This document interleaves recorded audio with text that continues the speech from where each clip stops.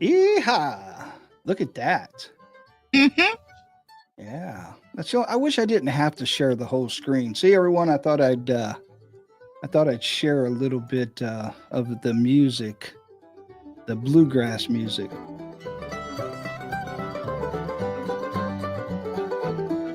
This is by David Benedict, Into the True Country. I love bluegrass, always have. Thought I'd share that. And I can do this because I own the rights because I printed out the license. So nobody can slap me Take that, around. YouTube. Yeah, no copyright infringements. Thank you, thank you, thank you, David Benedict. Into the True Country. All right. We'll turn that back down and we'll go ahead and drop that out of there. Get that out. How's everybody doing this evening? It's cold and snowy. I know. I saw the pictures that you So sent. pretty. Yeah. You know, I've been telling everyone. I know Joe wants snow. Joe's probably jealous right now because you've got that snow. I don't know if he got any or not. I don't recall him saying anything, but You weren't supposed to. yeah. But I mean, yeah, because I was looking at your weather forecast and I think it said a dusting as of like yesterday or something like that. Yeah, you were supposed to get a coating, if that. Yeah, and I had made the comment several times on X.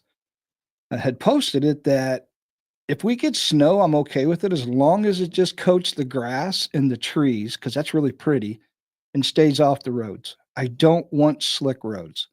Oh, I sent you the picture. It's slick here. Oh, I can imagine. I can imagine. It looks as if it's slick up It's there. heavy. Yeah. We're right on the line Yep. of the temperature changes. So Mhm. literally the next town over, it's raining. That's it. And we probably have, I would say, a good almost 2.5, 3 inches out there. Okay. Enough that the plows are out. The plows are out, huh? Mm-hmm. Yeah, that was a fun job. I've done that before. Me too. That I didn't mind it. Yeah, that's very fun. I used to like we would make the salt brine down here. We'd mix the salt in the water and then we'd put that it's like a temperature type thing. You drop it down in there, and then when it floated just right, you knew that you had the perfect mix to make that really, really hot. And I'm sure they do the same thing up there because at a certain point, I believe it's around 25 degrees or something Fahrenheit that salt doesn't work anymore, and then you have to go to more like a salt brine mix, which we call it a hot load, and you just add that on top of on the salt in your bin, and when you go out and start spreading, then usually it hits the ice and melts it really, really quick. So it doesn't work all the time, but most of the time it does. So I'm helps. sure they have the brine going tonight because it's supposed to, I think, with wind chills tomorrow morning, be like 8 degrees. So it's going to get real icy real quick. Yeah, it's crazy. So, And I always say that I always tell everybody too that like right now we're really cold, but no weather whatsoever, no precipitation. And as long as we stay there, and then like next week, we just came out of the 50s and 60s. We're going to go right back into the 50s and 60s again. Each day that we have, that's one less day we have to worry about of having snow or ice or anything like that. So pretty cool stuff. So what's an unsafe bot? I've never heard of an unsafe bot. that's why it's snowing, man. Yes. Oh my. So anyway, how many I hate, you know what? Should we just keep kind of like having fun, or should I just take us down that rabbit hole where everybody's going to get mad? Let's just a couple more minutes, just a couple more. So anyway, yeah, I see my wife's in here. I see Monkey's in here. Joe's in here. Yeah. Cool. All right, I got to come back over to the studio because I'm in Rumble watching ourselves live, and it's kind of freaky. It's because weird. I'm moving and it's not moving, and it's delayed. So I got to get out of there because it's freaking me out. It's like, See, when I have it, I just have the comments up. I don't have our video because it's weird. yeah, it's that delay. So, sup, loser? Thank you, Monkey. Somebody noticed my new name. We're losers. That's right. That's why it's up there. We're all losers today. So there you go. You took me down the rabbit hole anyway. So we're like water going down a drain real quick. So yeah, we're definitely losers today. So what's everybody think about it? Get it out of your system. Don't let it get to you too much. It's not over yet. Still has to go through the Senate. I don't know if they'll get it done by tonight at midnight. Well, it'll be 11 o'clock Central, but 12 o'clock Eastern. I don't know if they'll get it taken care of or not, but I do have a lot of questions about it. We're not going to go into a lot of detail about it yet because it's really not finalized. And there's going to be some changes in the future. It went from like 1,500 pages down to like 100 and I think it was like 1547 or 1574 or something like that. And now it's down to like 115 pages or 116. So they're See, calling that a big win. that's doable. I mean, it should be better.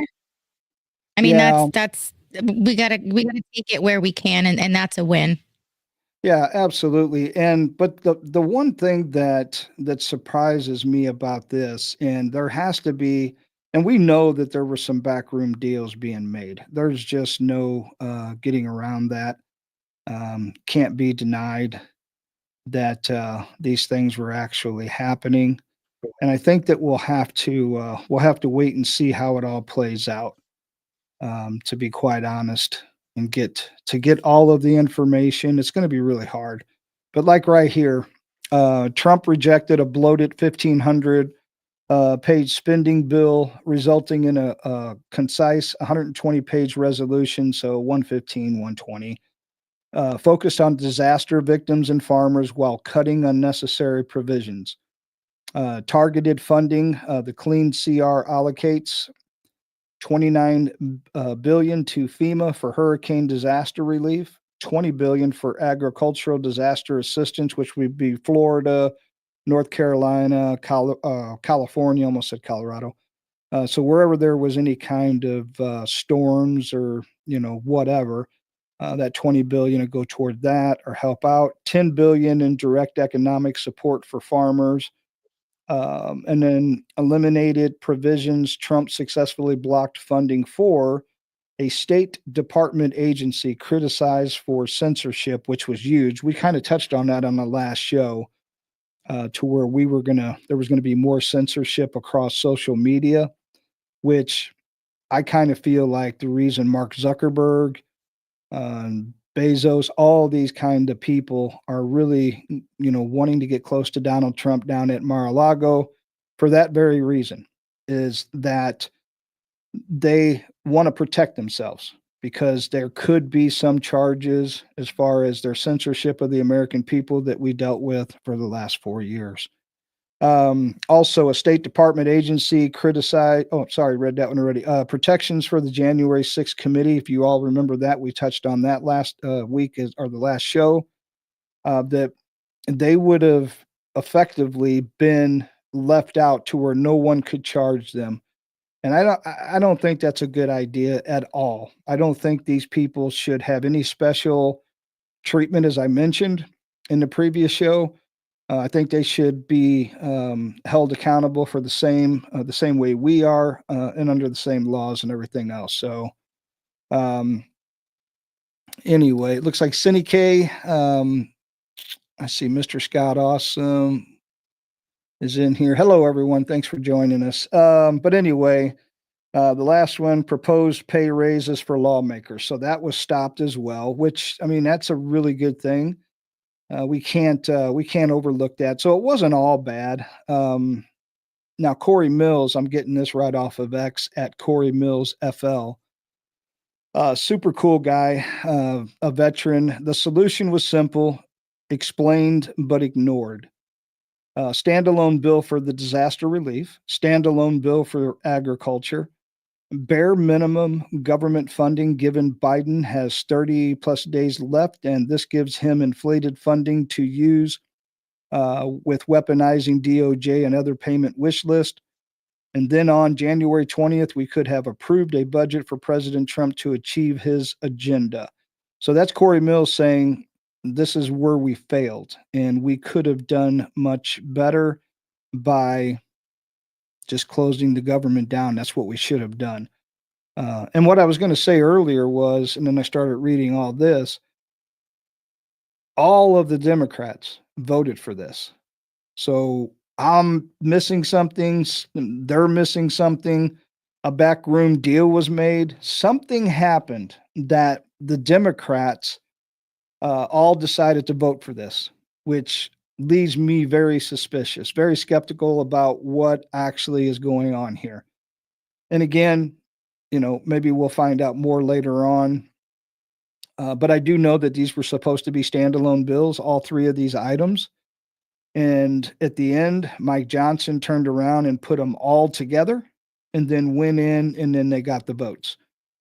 Again, it's not written in stone yet because it still has to go through the Senate. Again, whether they get it done tonight, I don't know. It takes them usually a little bit longer to get the vote out than it does the House. So we'll have to see how the Senate handles it and how quick it goes and what they end up doing ultimately. But a lot of them might just say no. A lot of them might just say yes, whatever it is, because they want to go home. And that's another thing that really irks me is that, well, first, before I even say that, let me go back to what I was saying about all the Democrats voting for it. If you think about this, think about all the pork that was in this thing. And we still to this day don't know everything that was in there. There's no way that we're going to know all of this without going through it item by item, piece by piece ourselves, or unless we put it into Grok and it can break it down for us. Now, as I posted on X the other day, that's one of the things we have going in our favor. Now, I don't know if all the ladies or guys and gals out there know this, but you can literally, you can enter this information into Grok and it will itemize this and break the bills down here in real time, probably within minutes. And it's going to give you all of the highlights of that bill so that we're not waiting for weeks or hours to try to find out what's actually going on.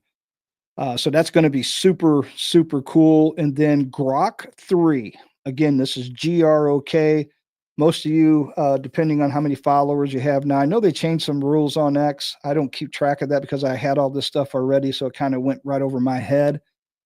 Joe mentioned the other day something about Grok, and I asked him if he had it, and he said, yeah. And I'm like, cool. So you don't have to have the blue check mark anymore, blah, blah, blah. But anyway, they're coming out with Grok 3 supposedly any day now or by the end of the month.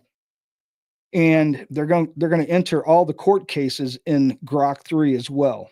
So we're going to have information at our fingertips instantly, really, really quick. So Joe says, or is asking Lou, when can you make when you can make Hakeem Jeffries happy, smiling about what the Republicans have done in a bill, you know that there was quite a bit that we, the people, wouldn't have accepted. Johnson's a traitor.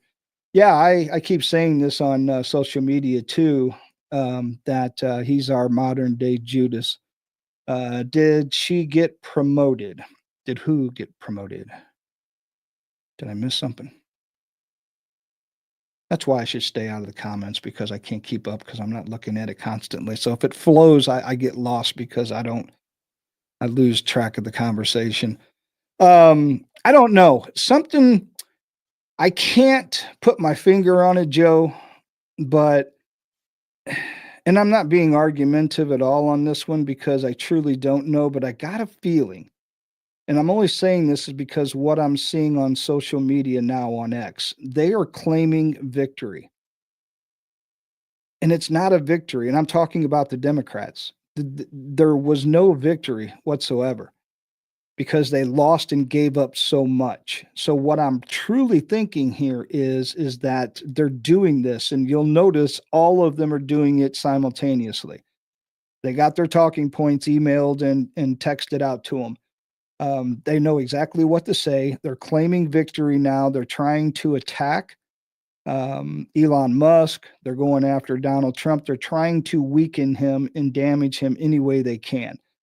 So again, I don't see this as a complete win for the Democrats in any way or form. But I do see it as a loss for us only because we were lied to and we were deceived by the Speaker of the House, Mike Johnson.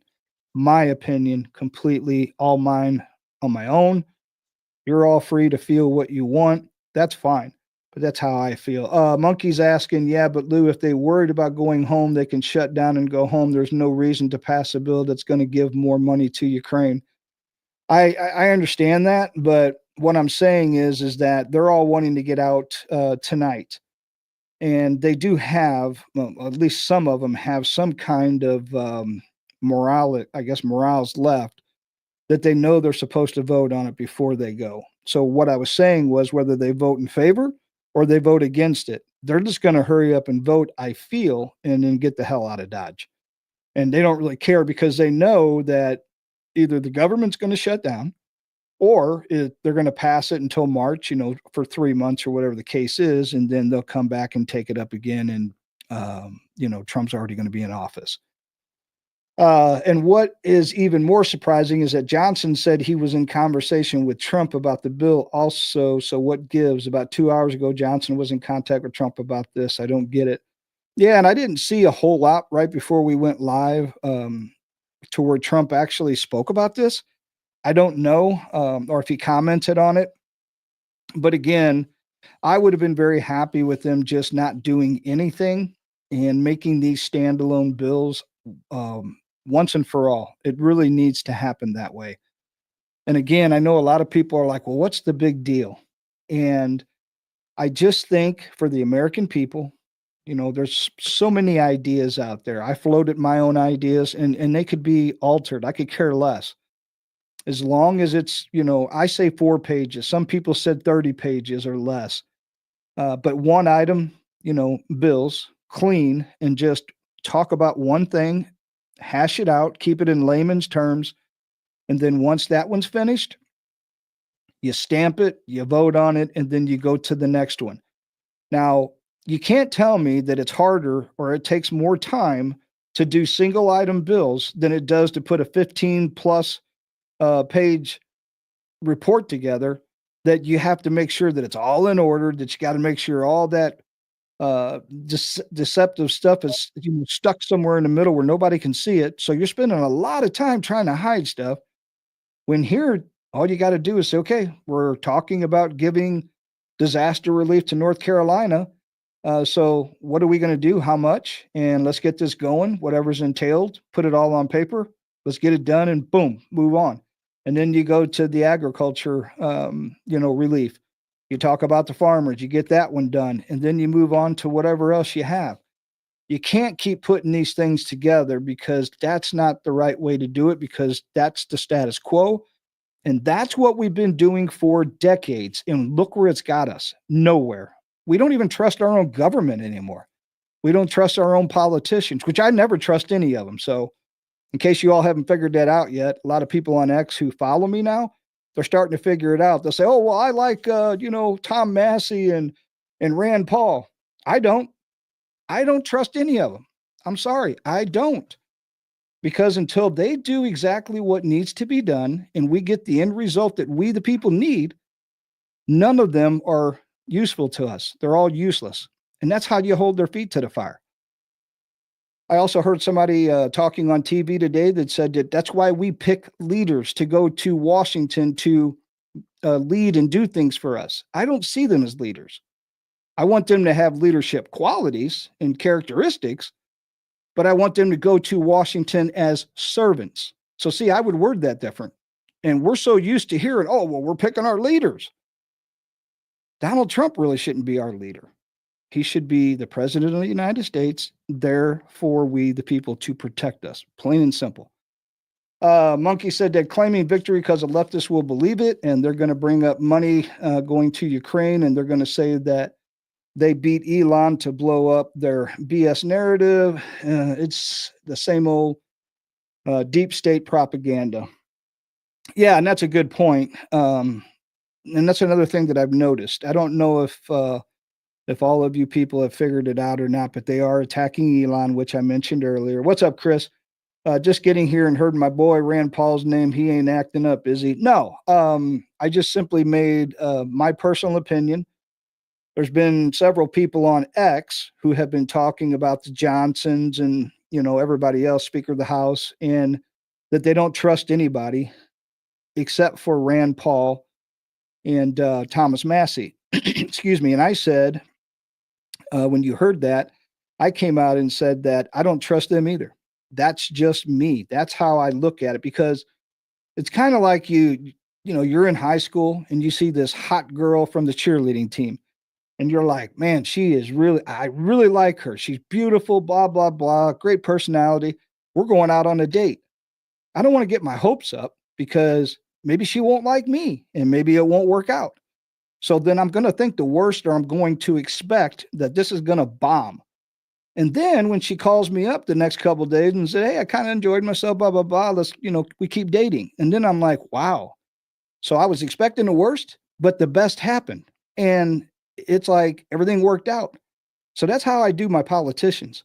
I think the worst of all of them, I don't care how good they sound.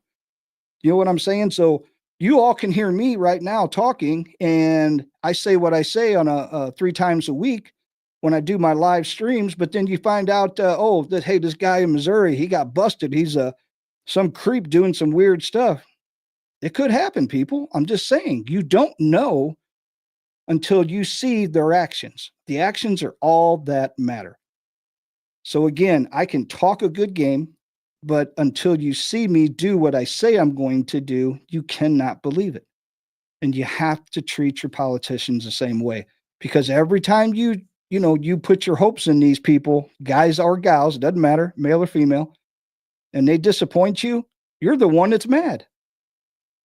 It's your own fault. You should have never put that much faith into them. Don't. 17 George says he wants it to happen today under Biden, so he has to deal with it. Not on January 20th when he gets sworn in, and it's his problem from, yeah, that's exactly it. They want, and Trump is correct in thinking like this. This is actually their problem in the first place. So why would he want to deal with it? Why should he have to deal with it? You look at it this way.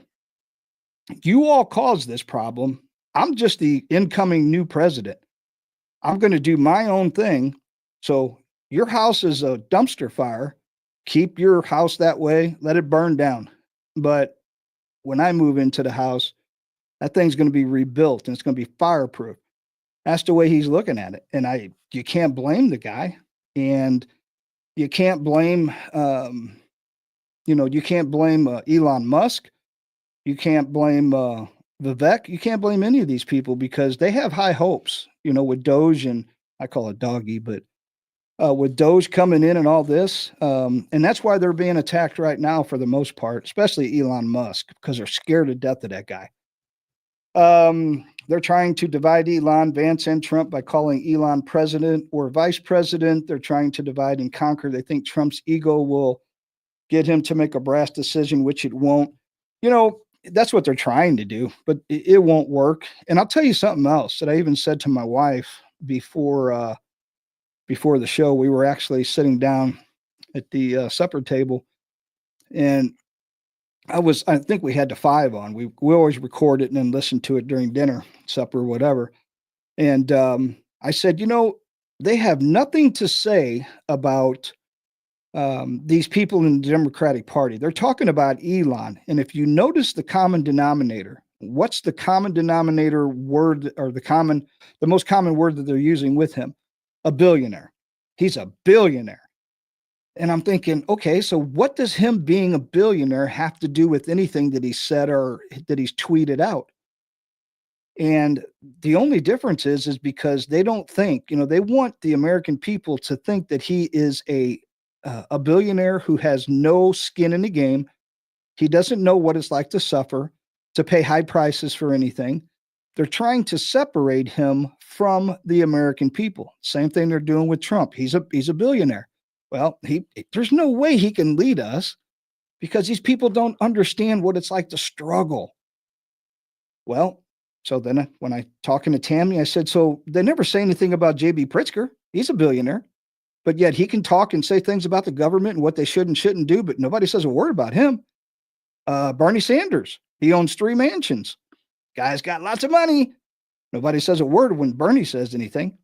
So look at the Democratic Party. And for those of you who have been watching the show for a while, you'll probably remember that Gina and I had covered on one of our shows. We had that, I think we might have even talked about this within the last couple of shows. Chris Cuomo was at one of the DNC rallies. Yep. He was talking about all the billionaires and how, remember, and how Yep. it worked out and how he goes, these people, there's money everywhere around this party. And for them to make it sound like, well, Elon Musk doesn't have, he shouldn't be saying anything about it. Don't forget, first and foremost, Elon Musk is a U.S. citizen who has every damn right to say what he feels and thinks about the way our country's going. He's no different than you or me. Okay, he's nobody special. His billions of dollars didn't keep one of his kids from being autistic. He's a normal human being that just happens to be very rich. Okay. So if he sees But something he donates a lot. He does a lot for the American people and absolutely. people all over the world. I mean, he doesn't have to put those Starlinks up and give people access to that all over the world, but he does. Yep. Absolutely. I mean, just as I don't know, these people are just so brash that they think. I think this is the part that gets me. And when I say angry, I don't get so angry that it ruins my day or it ruins my mood.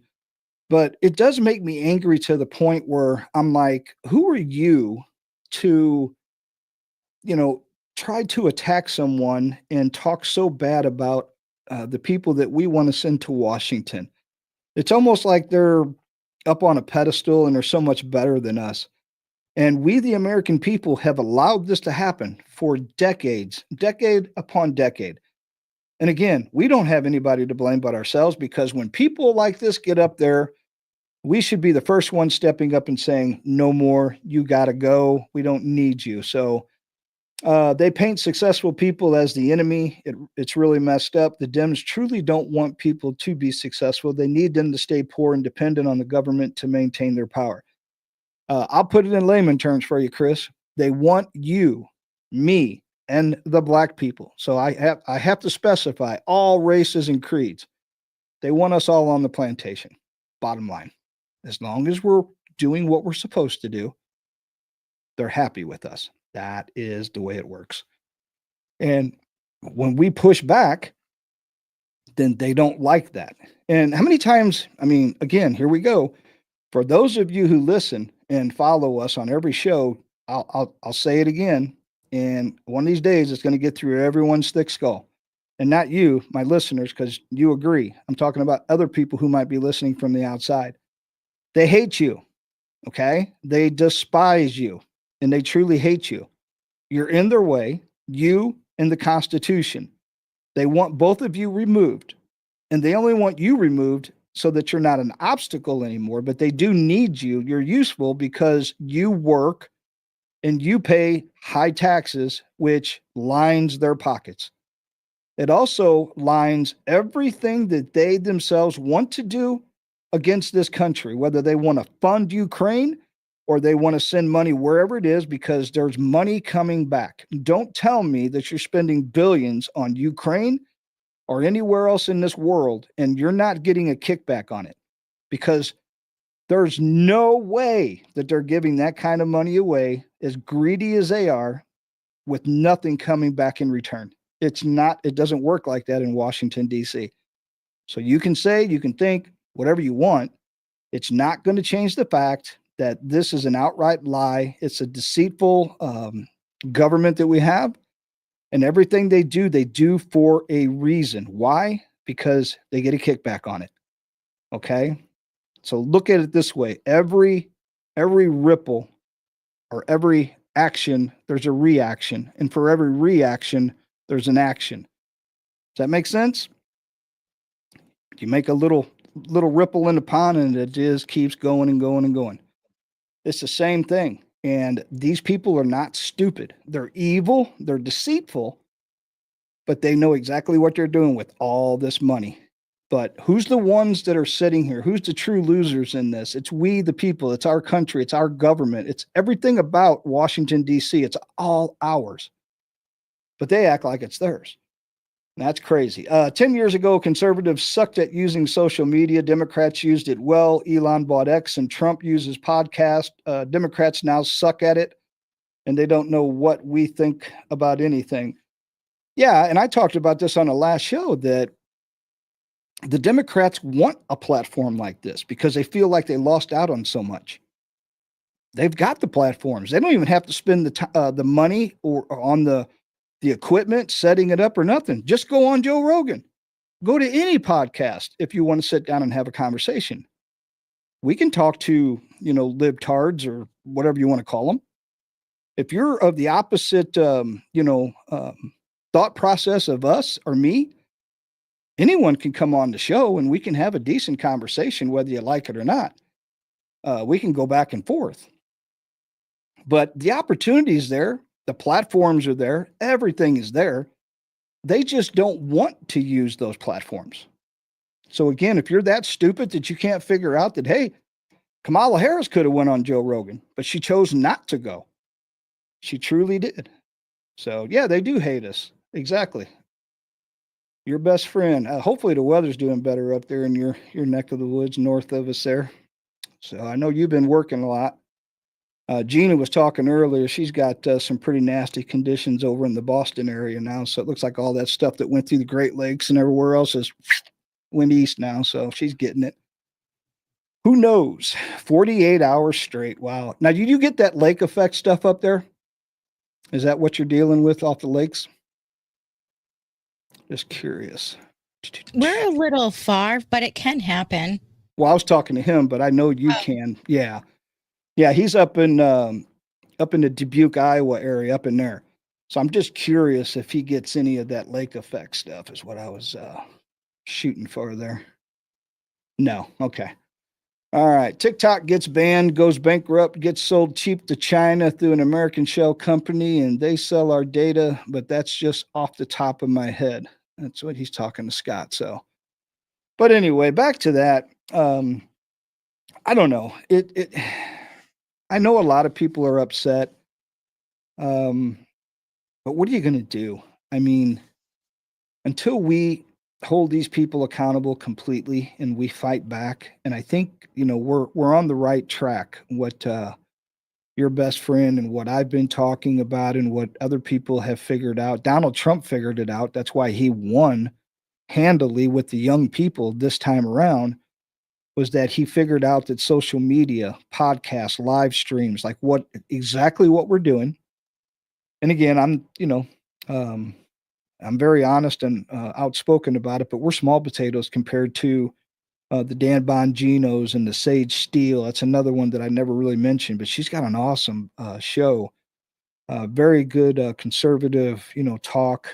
Steven Crowder, although he can be really, a lot of comedy mixed in, but there's big followers, millions of followers. Dan Bongino, he's got millions of followers. So this makes a difference. And there's a lot of young people in there. Dan just now turned 50. So it's just one of those things where, you know, um, you got to know, I guess what group of people you're trying to target, and then you go after them. So, but again, when you hit Sage Steele and you hit all these other people and you go on there and you go on to Joe Rogan probably has, I don't know, maybe 30 million followers. He's probably got the huge, the largest following that I know of anyone that I follow or, keep up with. So just imagine all the young people, especially the MMA fans. There's a lot of young fans in there. Trump figured it out. Kamala Harris didn't want anything to do with it. Nobody on the left really wanted anything to do with it because I just don't think they're smart enough to figure it out. I truly don't think they are. I really don't. So I don't know. Again, we'll find out more about what's going to happen in the future. I know that there's a lot of other things going on too, but we got to get past letting the Democrat talking points get to us. Forget about them talking about Elon. I'm surprised they're not touching or talking as much about Vivek Ramaswamy, but it's mostly Trump that they're trying to turn them two into. So I guess in their minds, they figure that I guess Elon's more powerful somehow than Trump, or they want us to believe that. But I don't know. I really don't know what goes to their head. But when Rush Limbaugh died and everyone filled that hole with podcast, I talked to Rush a year before he died. He would be proud of this movement. Yeah, he would. I love Rush Limbaugh. Um, well, hang on here. Over here by my coffee, I don't have the. See that?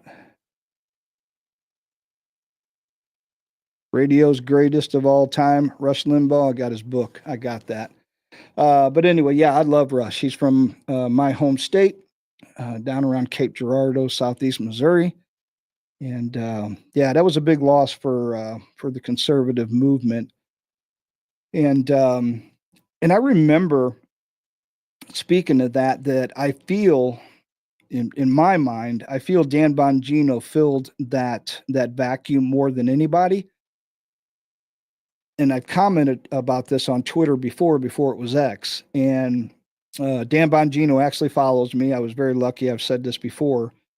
But I had made a comment one day that I was a big Rush fan. I love Rush Limbaugh. Listen to him. I still can hear his voice. I love listening to him on the radio every day. And that when Rush died, Bongino filled his spot, but they're two different characters. They're two different people, two different personalities. And I said, Dan Bongino knows that he'll never fill Rush's shoes, but he's the closest damn thing that we have to Rush Limbaugh.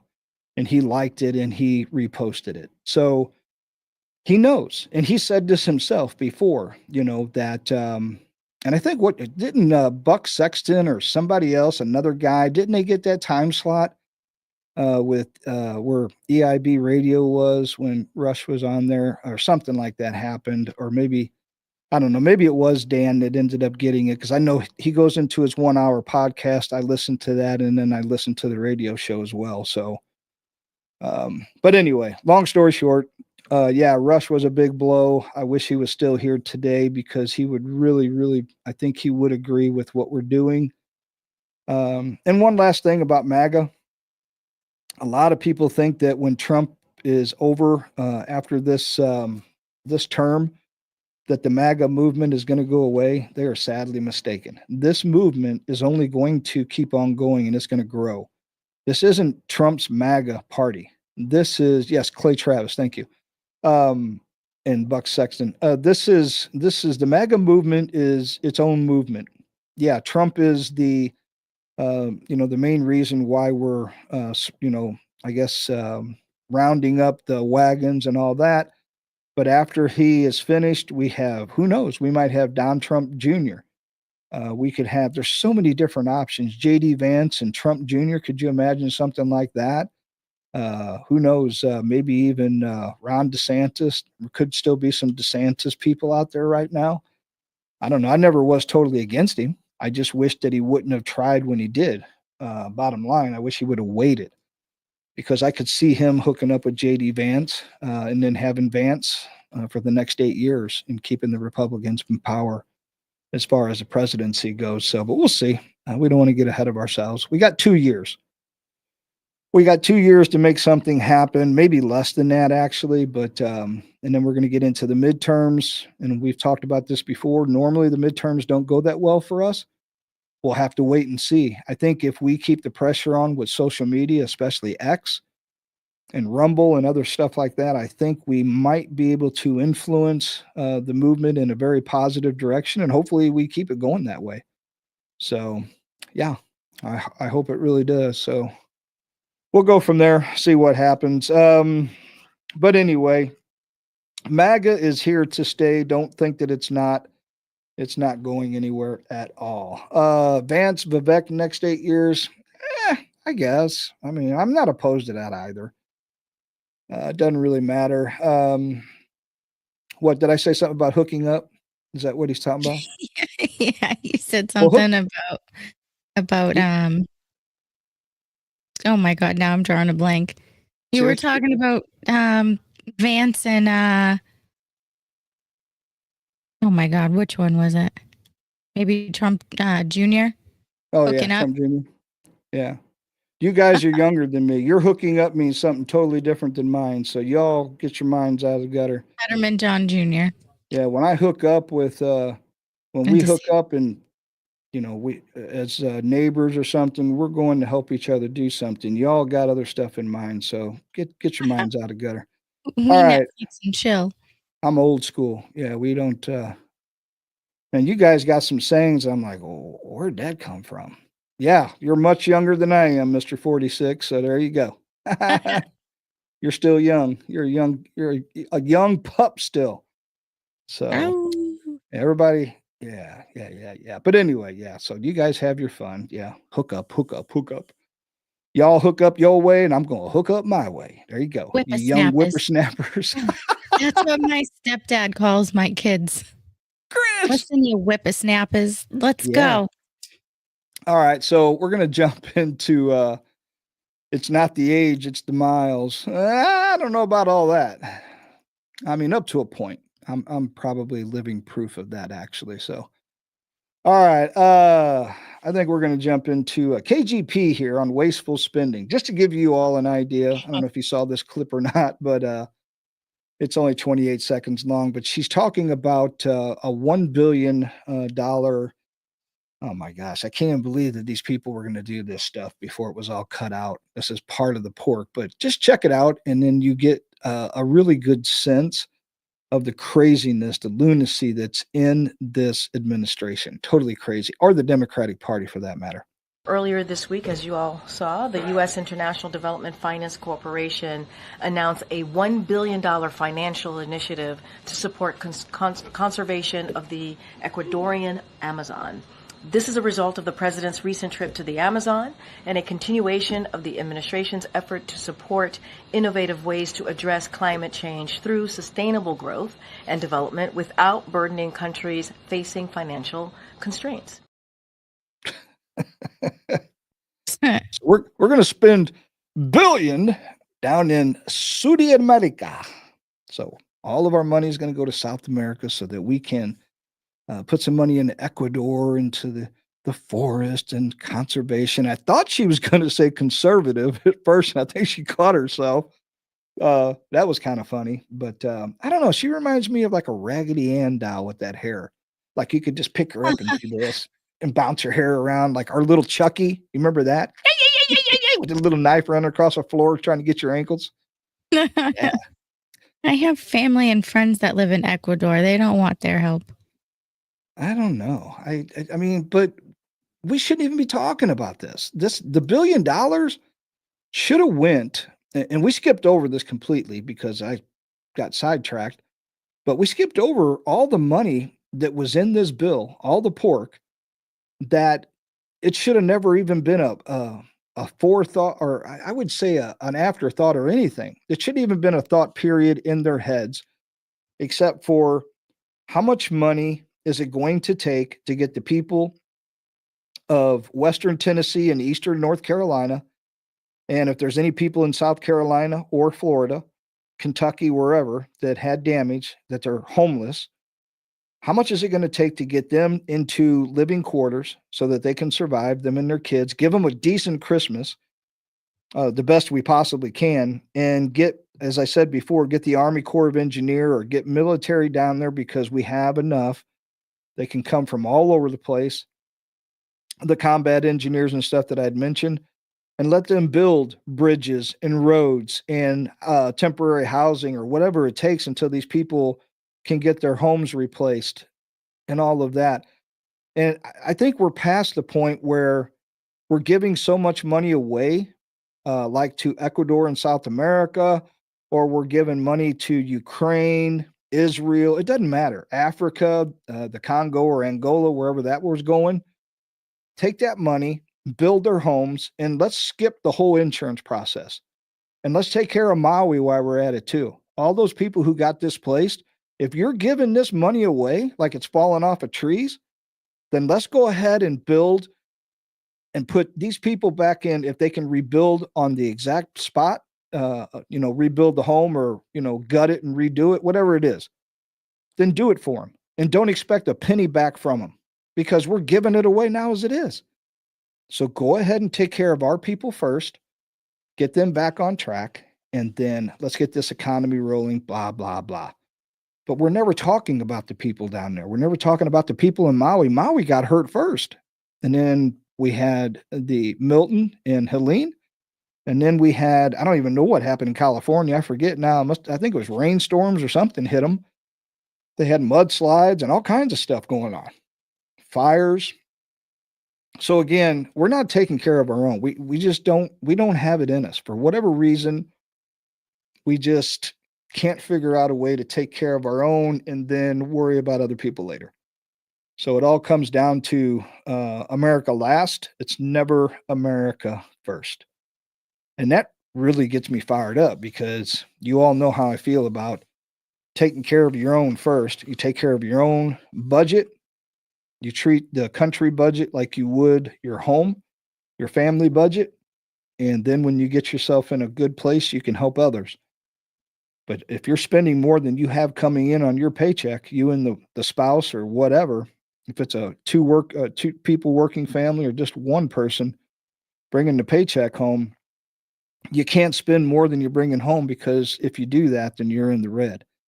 And if you stay in the red, then you're bankrupt. You're not going to have anything.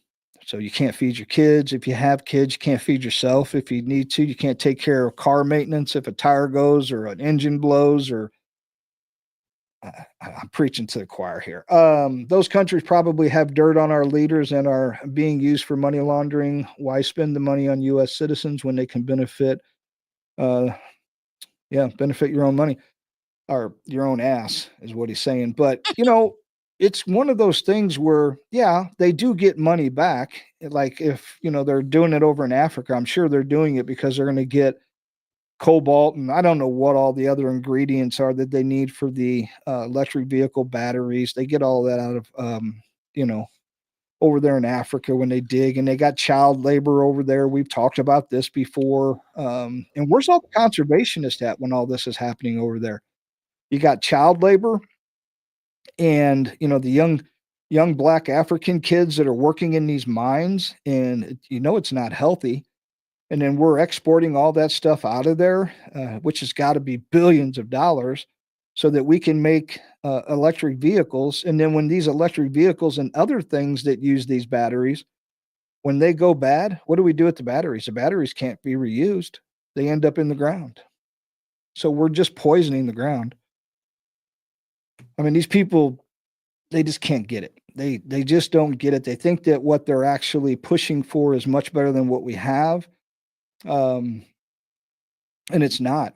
It's just a vicious circle. You're just going in circle. That's it. Help yourself first with the goal to help others. Just know where you came from and never forget it. Yeah, that's exactly it. That's the best way to. Yeah, because when you get to the point where you forget where you came from, I'll use some X accounts. How about that? We'll use those as examples. You get so many hundreds of thousands or maybe 1 million followers, and you're only following a couple thousand, 100,000, and half the time you don't even engage with them.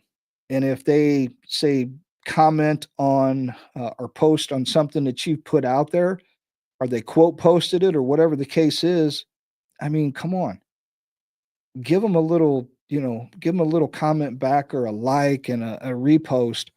I don't understand why. You put yourself up on that pedestal and then you forget about the smaller accounts. So there's a lot of other people out there. Gina and I's had this conversation about the show.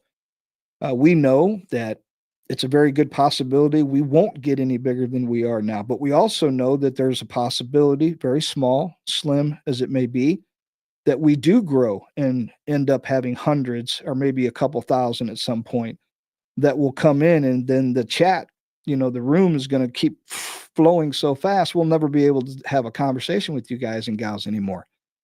Unless you throw $1 in there like I'm a strip tease dancer or something, and it stops it or goes to the top, and then, oh yeah, somebody said this. Look, but I know there's ways of doing it. But you get my point. Is that there might come a time where you grow so big that you can't respond to everyone, but you got to at least try.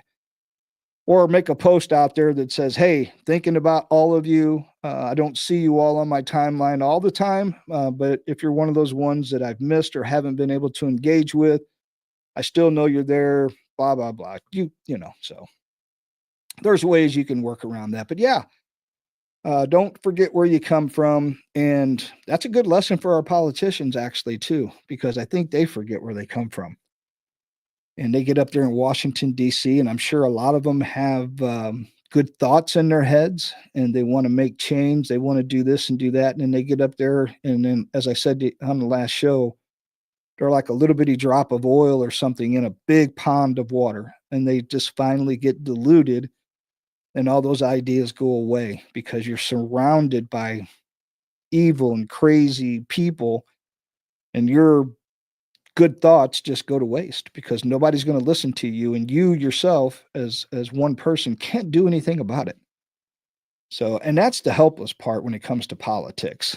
It really is. So, anyway, I got I kind of took credit for, well, I didn't take credit for it on purpose, but I asked Gina to do me something yesterday. I sent her a picture of this beautiful, beautiful Democratic Congresswoman, Representative Rosa DeLauro. She's a real lunatic, purple hair and all. You probably have all seen her. So I sent a picture to her and I said, "Hey, can you throw a cowboy hat on her? Because I'm trying to spiffy her up." I was having some fun on X, and I posted that out there. And Gina did the best she could, put the hat on there, and I just started putting it out there, and people were like, "Oh no!" And then I made the comment. I said, "She's what Teeter." And for those of you who've watched Yellowstone, she looks like what Teeter would look like maybe another 20, 30, 40 years from now. And some people started posting some pictures of Teeter on there, and that was kind of funny. But anyway, check this lady out. I said that she could have been a scarecrow out in the field because nothing was going to come into that field. I don't care a crow. I don't care a coyote. Something would have seen this, especially at nighttime. Oh, you're not going in that field no more. But check this out and listen to this, because I want to know how this woman, Rosa DeLauro, ever even got elected for this position. Pretty crazy stuff. Check it out. Read on a bill. They signed it. And you know what? They got scared because President Musk told them, President Musk said, "Don't do it. Don't do it. Shut the government down." Imagine. What does he know about what people go through is when the government shuts down? Are his employees furloughed? Hell no. Is he furloughed? No. And when you shut the government down, people don't get paid. And maybe if none of us got paid if the government shut down, some people on the other side of the aisle would feel differently about where we're going in this effort. We had an agreement. But this is not different from what we've experienced over the last year and a half or so. Think about it. Biden, McCarthy, deal, come together. Next day, walk away. Johnson, Schumer, deal. Next day, walk away. And now this deal, walk away from it. Who do we trust in this body? And above all, can the American people trust us? Trust us with their lives. When we had a moment, when we came to agreement as Democrats and Republicans, and then we were able to say, let's move forward this country. One of my colleagues, I think it was Congressman Neal, who said this. Yeah, I'm watching the chat as we're going through that, and Sean jumped in there, and she's the top of the top Democrat for spending money. She's on the Appropriations Committee. And the Yeah, smallest state. Yeah, and it really is crazy. And Chris says, I feel like the left made that lady in a 3D printer and programmed her to look and act just like a stereotypical lefty. I mean, look at her. I can smell all that cat pee through the screen. Yeah, can you Right. imagine? She's probably sweating too, so bad because she's all bundled up. And I don't know. I mean, I really hate making fun of people, but I have to. I mean, why does she even have purple hair at her age? And she's in Congress. Yeah, she looks like a villain from a movie like Hunger Games. Well, I'm going to tell you what, if you're only going to give me $1 for stripping and she gets you, I mean, you got to pay me more because if she's just going to DJ, no, that's not going to fly. I'm showing the skin. You got to pay the bucks. So thank you. I saw that while I was playing that. And I'm like, oh, that's funny. Yeah, she looks like she ate the forbidden Willy Wonka gum. I don't know. I mean, The uh, snozberries taste like snozberries. yeah, I was like, how did we get to this point where these kinds of people are in our government serving our people? What I mean, what district does she even serve, and who are these people that have put her there? That's what, excuse me, that's what I want to know. I have no clue. I I mean, that's out there. That is totally way, way out there. That's crazy land right there. Lunacy. Complete lunacy. So, man, oh man. I had made some notes here. I was going over them now that we kind of already covered this, but the Democrats talking about us Republicans worshiping Elon the billionaire, which I just don't get. Elon doesn't even act like a millionaire or billionaire. And I was talking to I don't know. I say this to so many people, whether it's personal life, at home, or if I'm on the phone, or if I'm doing a podcast or, something. But I always make the comment that Elon's one of these people that is a billionaire. He owns X, he owns Tesla, so many different things, SpaceX. But yet he'll get in on a space on X and he will talk to everyday Americans. And I find that fascinating. And it goes back to, the conversations we've had in the past about social media now has opened up so many doors for us that we can reach out and actually talk to people that we never had access to before.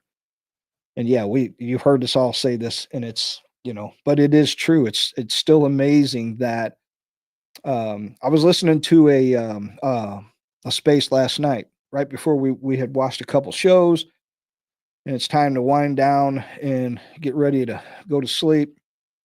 So I'm laying there and I started listening to a space and it had Jim Verdi in there. And he's the producer Jim from the Dan Bongino show. And Jim, I think Jim R or something from out in Hawaii, and Lou was in there. This gal that we follow each other. But anyway, Jim was just in there talking about Dan Bongino and talking to different people that just get in there and they raise their hand, they get they're able to speak, they get a microphone. And that's where we've come, in the present that we can talk to people like, you listen to people on the radio when I was a kid. I never dreamed that I would be able to communicate with any of them in any way or form because they were on the radio. Or I would see them on TV and like, you'll never meet that news person. They're in Washington or New York or LA. And now I can literally get on there if I wanted to, which I don't, but I could get on a space or on X. I had Dan Bongino liked something that I put out this morning. Jim Verdi, again, his producer. We just have access to all these big people. But when you're talking a billionaire, someone like Elon Musk, who gets in a jet and flies all over the world at any time that he wants to and can do whatever he wants, and he can take the time to talk to us. I find that fascinating. I'm sorry. I just, again, I'm not starstruck in any way or form. That's not what I'm saying. I just think it's fascinating that because most of the time when you have someone like that, they act like an Alec Baldwin or a Jennifer Lopez. Oh, I'm just too good for you. Don't even look at me. I think you all know what I'm saying. And Donald Trump is the same way. Every time someone was talking about him the other day that they called him up, can call him up on a phone, he'll just start talking to you. And I thought that was so, it's cool. Just trying to, explain to people how human these people really are. And we look at them as somebody like out of our reach, and they're really not. So again, there's a lot of people out there, like I mentioned, the J-Los of the world and stuff, that they don't want you looking at them. They think they're above you. The Alec Baldwins, all these type people, but we're led to believe that Elon, Trump, and all of these other people are such, way up there on the pedestal when really they're not. They were talking about Dan Bongino, Jim was last night, and he goes, "Guys, I'm telling you," he goes, "what you see on the radio, that's Dan Bongino in real life. Nothing changes."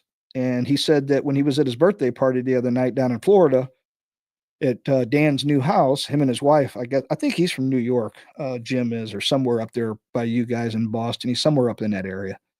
But he flew down there with his wife, and he said that Dan kind of pulled him off to the side, and he goes, "Dan's like my friend. He assured me that he's always got my back and he's always going to be there for me." And when you hear stories about this, it brings it home. It makes you realize that a lot of the people that, we see, again, they're not much different than we are. We just have a tendency to put people up on a pedestal, for the most part. I'm not one of those people. My wife will attest to that. I don't put anybody up on a pedestal, never have. I've never asked for anyone's autograph. I've met some famous people. I don't have any interest in getting their autograph. I never have. I think I might have told you all, but I've met Kurt Warner, the quarterback of the St. Louis Rams, when they were the greatest show on turf and beat the New England Patriots. Yeah, you remember that Super Bowl. But anyway, met him and his wife, Brenda. I've met a lot of hockey players. The St. Louis Rams coach, Dick Vermeil, a lot of those people, Ozzie Smith, Willie McGee, the baseball players. I've seen them, and I've never once, when I saw Kurt, all I remember thinking was he was taller than I thought he was, and he had broader shoulders. He's bigger than you think. And when I saw him, I just said, "What's going on, Kurt?" That was it. And I worked at a place that him and Brenda came in all the time, and I never once asked for it. So his autograph, he was just another dude that played football on a field. So Dan Koharski, you guys look him up. If you're a real hockey fan and you're old enough, you'll remember Dan Koharski. He was a really cool referee in the National Hockey League. I met him as well. So he lived in St. Louis for a while. All right, he puts me on a pedestal. That I do. Oh, that's so sweet. That's She's how the it only should one, be. though. She's the only At one. your daughters. Yeah. I'm My sure girls. they have daddy wrapped around their finger, because I Oh, know yeah. my girls do. They just have to bat their eyelashes. And if we say no, they go right down to my stepdad and they're like, "Papa." Yeah. And I'm like, "Oh, come on." He's like, "I can't even say no to you and you're almost 41. You think I can say no to them?" Yeah. Joe said, "I'm not, their status doesn't really affect me. They're just on a different standard than me. Trump is rich, but I bet I can outrun him. Musk now a bit different. He uses a rocket ship."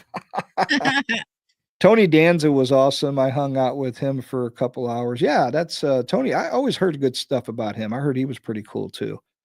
But again, you all get my drift. It's just like social media has opened up so many doors to, and again, I think a lot of it's our fault. I think we put people up there on our own, thinking that there's no way they would ever talk to us or be cordial or whatever, only because we've never had access to them. And then when you get access to them, you find out that they're just like you, completely. So, because you got the keys to the safe with the blackout in it, Tammy.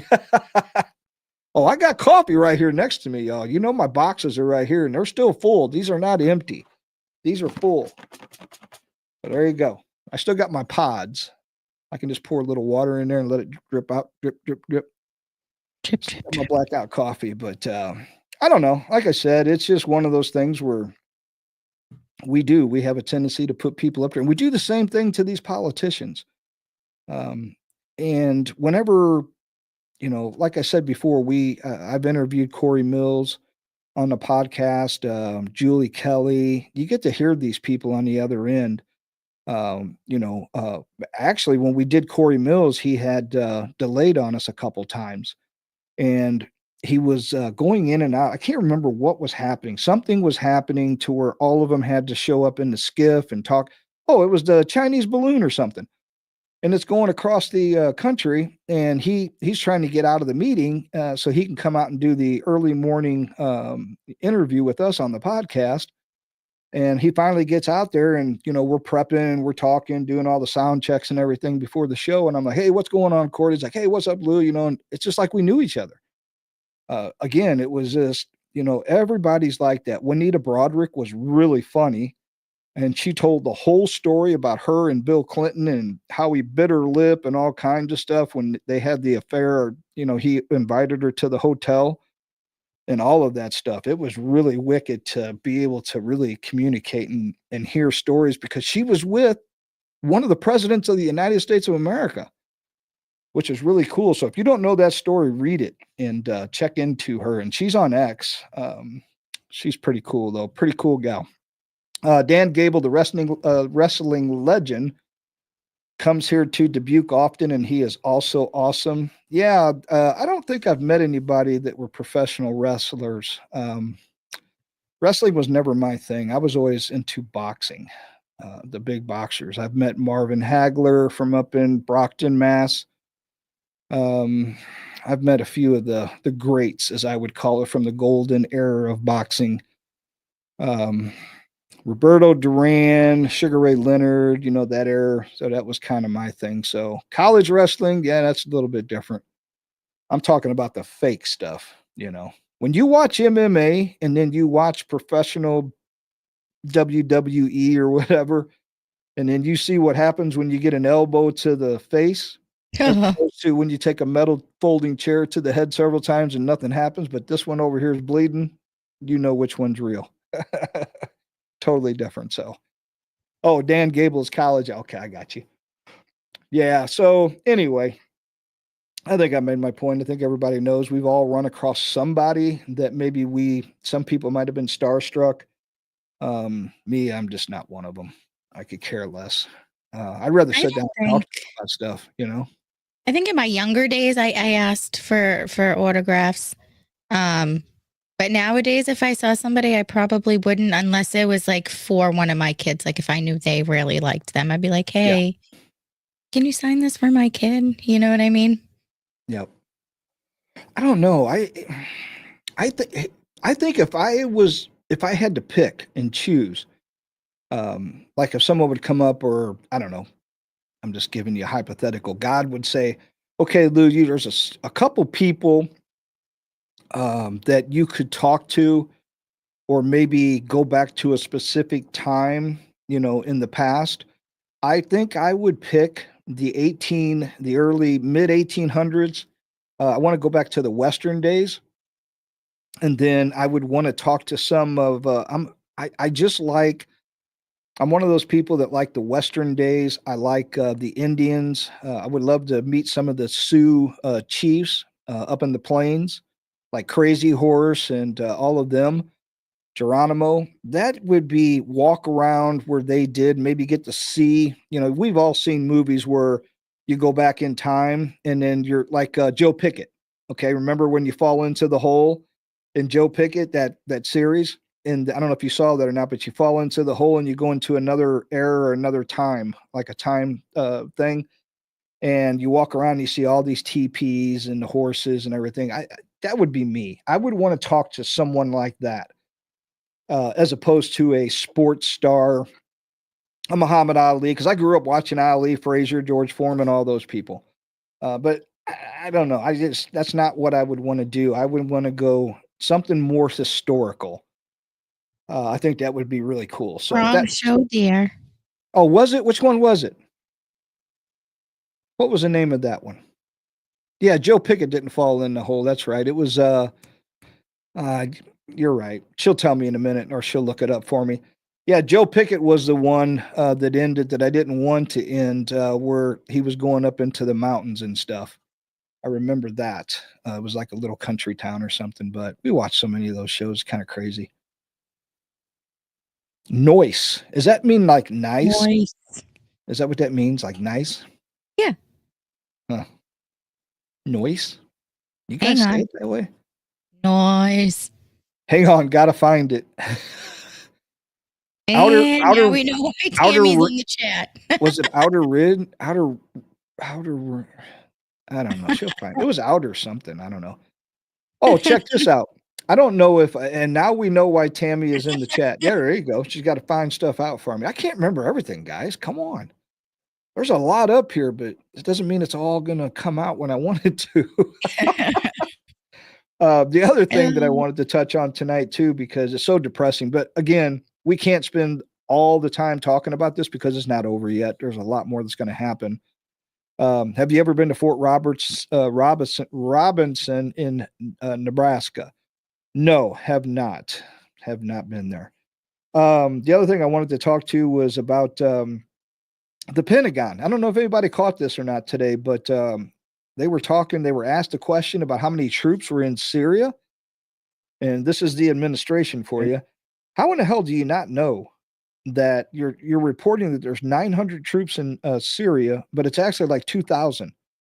And Karine Jean Pierre had talked about this, and I have no idea why. But she works for the commander in chief. Why wouldn't they know exactly how many people they have in Syria? 900 to 2,000. That's a big difference. So again, it goes back to nothing in this administration is ever what it seems. It's always the opposite. So whatever the media tells you, you can just assume that it's totally the opposite. If they tell you don't walk into the fire, you better walk to the fire because you're probably it'll work out for you. Outer range. I knew I was getting close. Yeah, that outer range, if none of you have seen that, that's kind of weird. But and Joe said the same thing. But yeah, we watch a lot of those weird shows, but I don't know. Some of them got some language in them, but we bypass that. I can't live my life being pristine. I just can't. I have to ask for forgiveness once in a while. I feel normal. KG don't like KGP. No, that phrase is banned. It's banned from banned from the show. But yeah, so that was crazy. Again, you work for the commander in chief, and you're referring us to the Pentagon because you can't tell us if we have 900 troops or 2,000 troops in Syria, which is a place that we really don't need to be having a lot of troops in right now because it's just not a good place for us to be as far as having more troops or boots on the ground. Um, Also, I don't know if anybody caught this, but Mitch McConnell kind of made his last speech on the floor. I was listening to him today just for a brief. I mean, it was very brief. It wasn't the whole thing, but I did catch enough that Mitch McConnell actually thinks in his head that he and they as a party, the Rhinos, have done really well for the country. I was a little taken back by that. I was like, you really thought you did a good job when I think most of the Republicans or the conservatives that are like minded like we are, I think they would beg to differ, and that just shows you why we are in the position we are when it comes to um, these voting to keep the government going for all of these omnibus bills. That the people up there, as long as they keep doing what they've been doing, the status quo, and we allow it to happen, nothing's ever going to change. They're still going to treat us and do what they think is best for us. And I think right now we kind of got them by the stones and we can kind of control what we want to happen now because everything's happening in real time, unlike ever before. And that's one of the things that I mentioned just recently about all these people that you can come in contact with now. It's really strange because in real time, we know what they're voting on. And if you remember, it wasn't that long ago, when Twitter was Twitter by Jack Dorsey and owned by Jack Dorsey, that we couldn't have got all this information on that platform until Elon bought it because they hid it from us. And they would say, well, you have to vote for it and you only have a day or overnight. And then once we got it, then we found out how bad it really was. They do what's best for them. Yeah, that's exactly what they're doing. And again, it goes, Joe, I know you feel this way because you've made that comment before. I feel that way because I know it's true. So do you. But the people have let this happen. The people have let this go on for so long. They've got complacent and comfortable. It'll be taken care of. It'll be okay. Nothing. We'll get back to normal.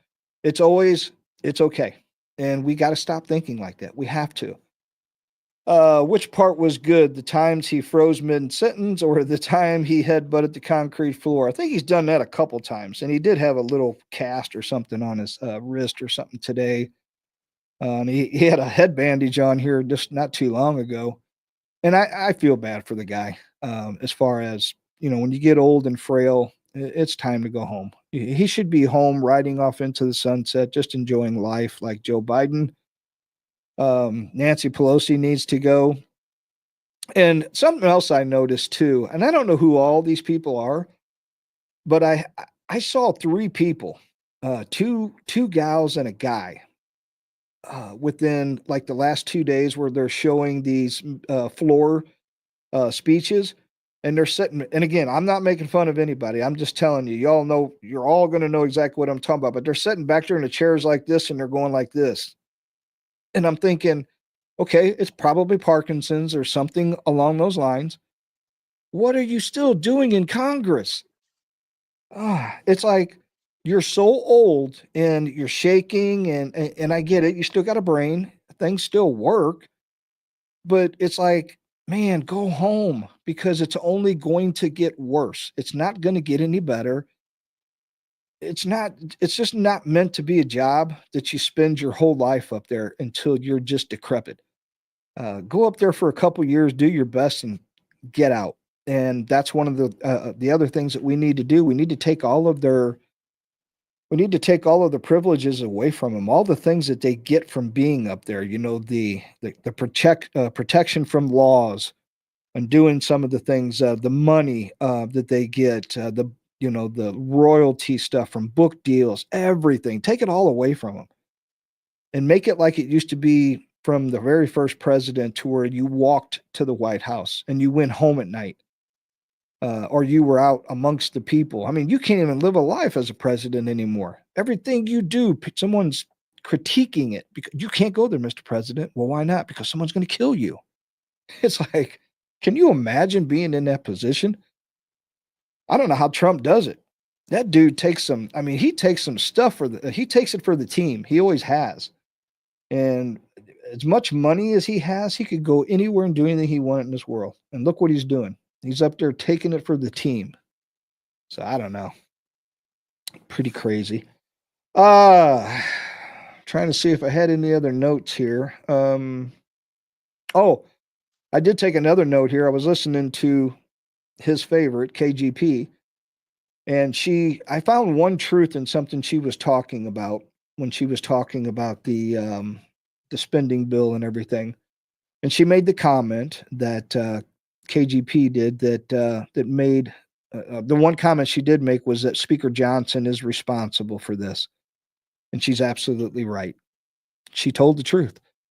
Although she wasn't telling it the way we would have told it, she was saying it to hurt him.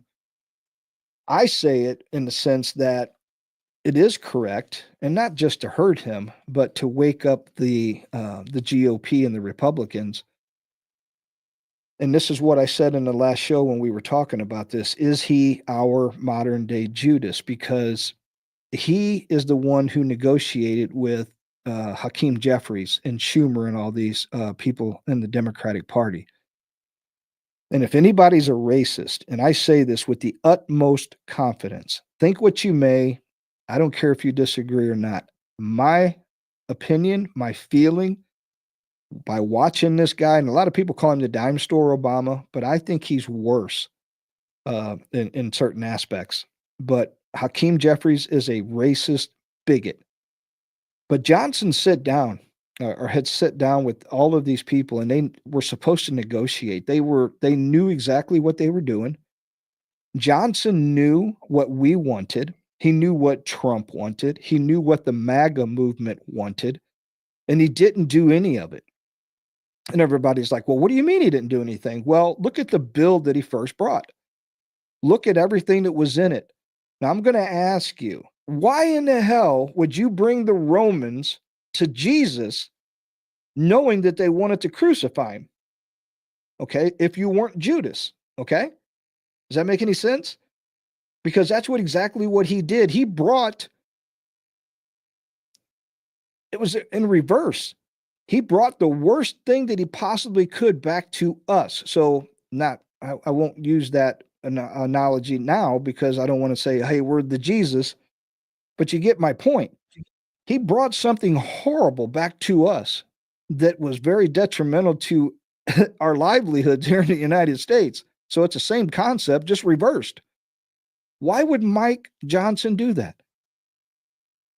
They had ample time to sit down. They had months that they could have worked this out in advance, and they didn't even do it.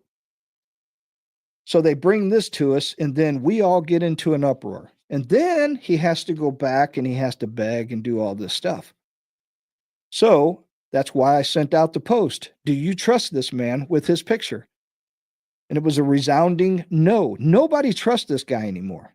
So are we going to be stuck with him? We might be. I don't know what they're going to do just yet. But I can tell you this much, I don't trust him, because if you couldn't bring what you knew the people wanted and fight for it, worst case scenario, I can't get what you want, I'm stepping down. I mean, take it on the chin like a man. If you can't get the job done, then just resign. Walk away. Let someone else step into the position that maybe can do that job. I don't know. Dan Crenshaw has his eyes shot out, and next he will claim he got his tongue stuck on a frozen pole. Why does he hate us so condescending? Oh my goodness. What was that show where the kid it was that Christmas show where the kid put his tongue on the frozen pole and got stuck? I forget all these shows, but man, that was a funny one, because the kid in there, the little blonde kid with the big round glasses that ended up shooting a BB gun and broke his glasses in that Christmas movie. The Christmas Story. He reminds me of Glenn Beck for some reason, that little kid. I can see Glenn Beck looking like that because of the wide hair and the glasses. I always think that's like Glenn Beck when he was a kid. I don't know why. But anyway. Kill the bill and shut it down. Yes, that's what we should do. Kill the bill and shut it down and wait until Trump gets in there, blah, blah, blah. I don't know.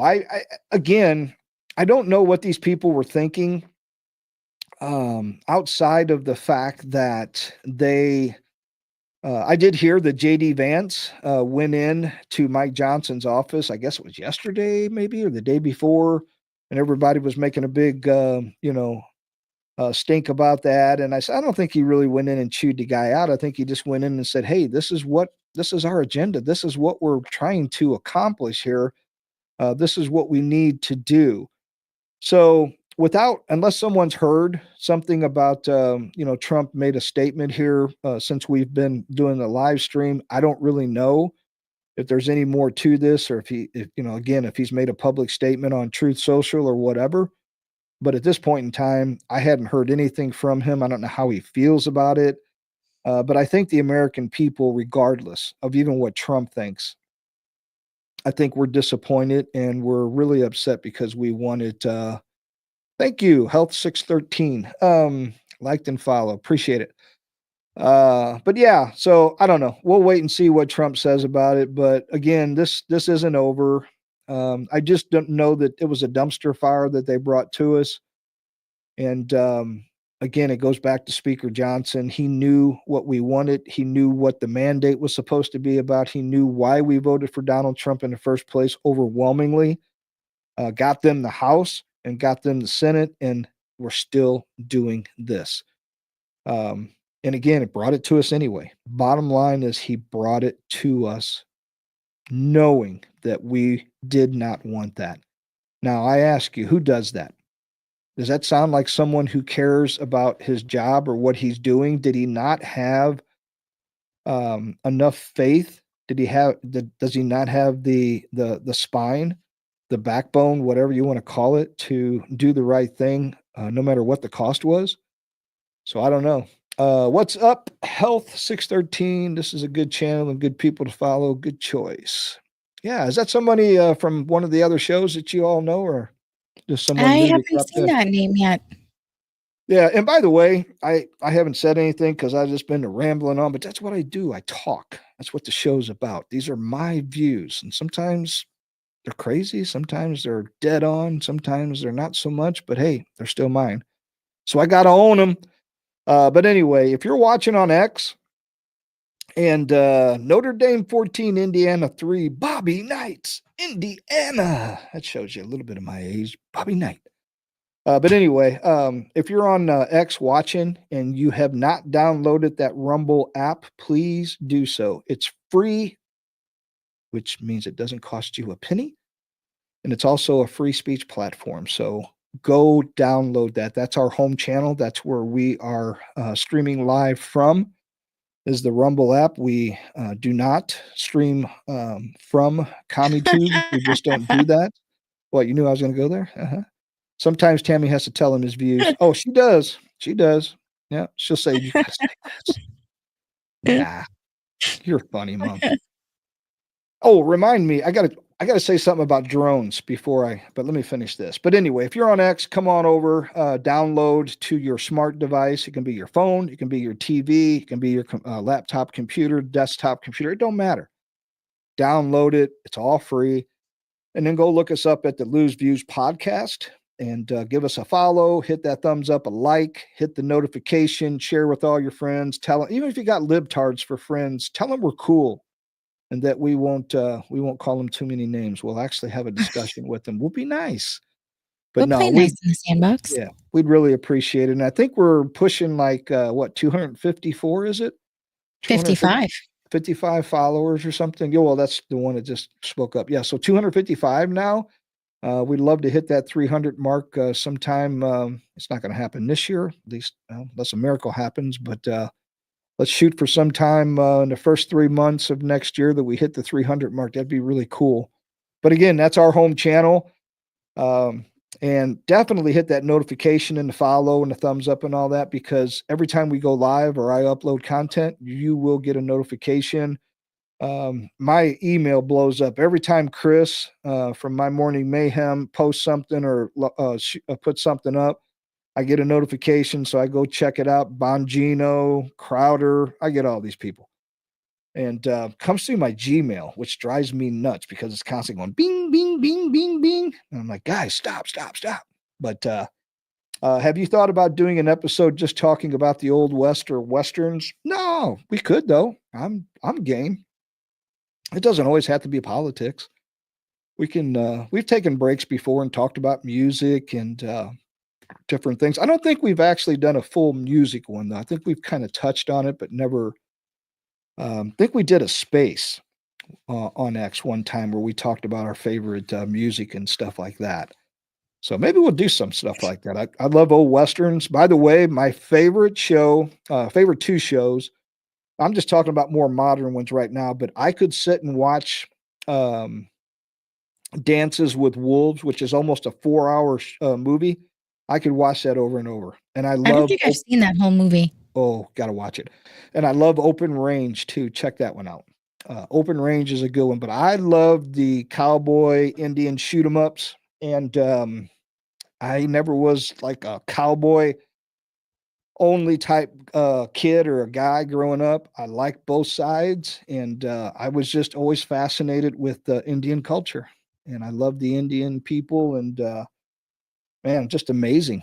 The culture itself. So especially the Apache and the Sioux and the Cherokee. There's some really, really resilient people out there. All of those tribes. What are you eating for Christmas? What am I eating? Oh, we're going to do a show on what am I eating for Christmas? I don't know. I think I'm eating a big old it sandwich for Christmas if these bills go through. Wow. Yeah, it'd be like a turd Yep. sandwich. There you go. Yeah, you can polish that turd up and it's still a turd. That's what I heard somebody say on the Dan Bongino podcast. He interviewed a SEAL Team 6 guy. Oh, it was funny.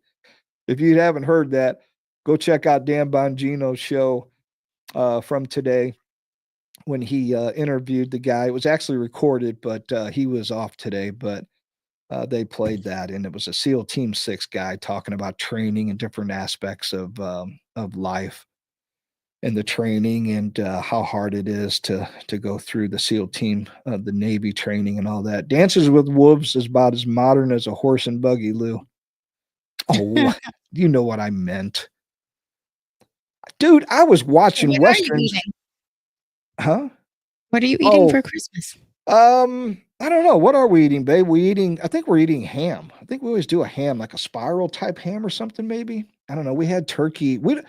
The last couple, I don't know if it was 2 or 3 Thanksgivings, I told her, I said, don't even do the whole bird anymore. I think we were talking about this actually. I think you said something, Gina, but instead of me standing up after each meal, after everybody was finished, and me up there going, trying to fall asleep and everything after eating, that I don't want to pick all that, the poultry off the bone. I'm like, I don't want to do this. I said, let's just do the breast from now on. So we just do like 2 or 3 of the turkey breast and make it that way. And it's so much easier and simpler. And I think you even made a comment when I said that last time that you'll take the bone and make the broth and everything with it and stuff. So yeah. Yep. And then the ham bone, I make a split pea soup with it. Yeah, absolutely. So Tombstone's another good show, guys. So yeah. And Last of the Dogmen goes from modern to way in the past, talk about time travel. No, what I meant by modern was that they were made more recently than some of the ones that Joe and I would watch that were in black and white.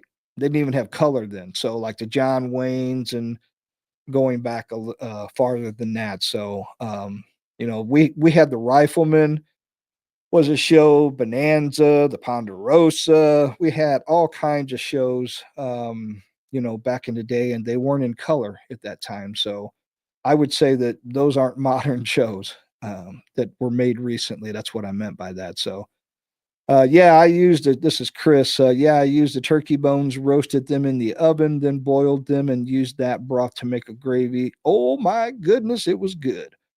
Yeah, the Rifleman was a really good one too. Chuck Connor, wasn't it? Or Chuck O'Connor or Chuck Connor, one or the other. But Lee Van Cleef, yeah, another good one.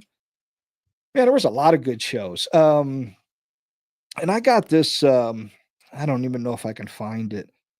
I'll try to look at it here real quick while I'm talking. But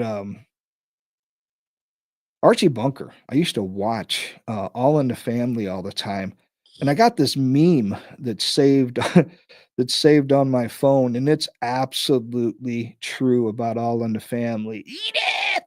Um, oh my goodness. But again, if you played a show like that with Carol O'Connor nowadays, you would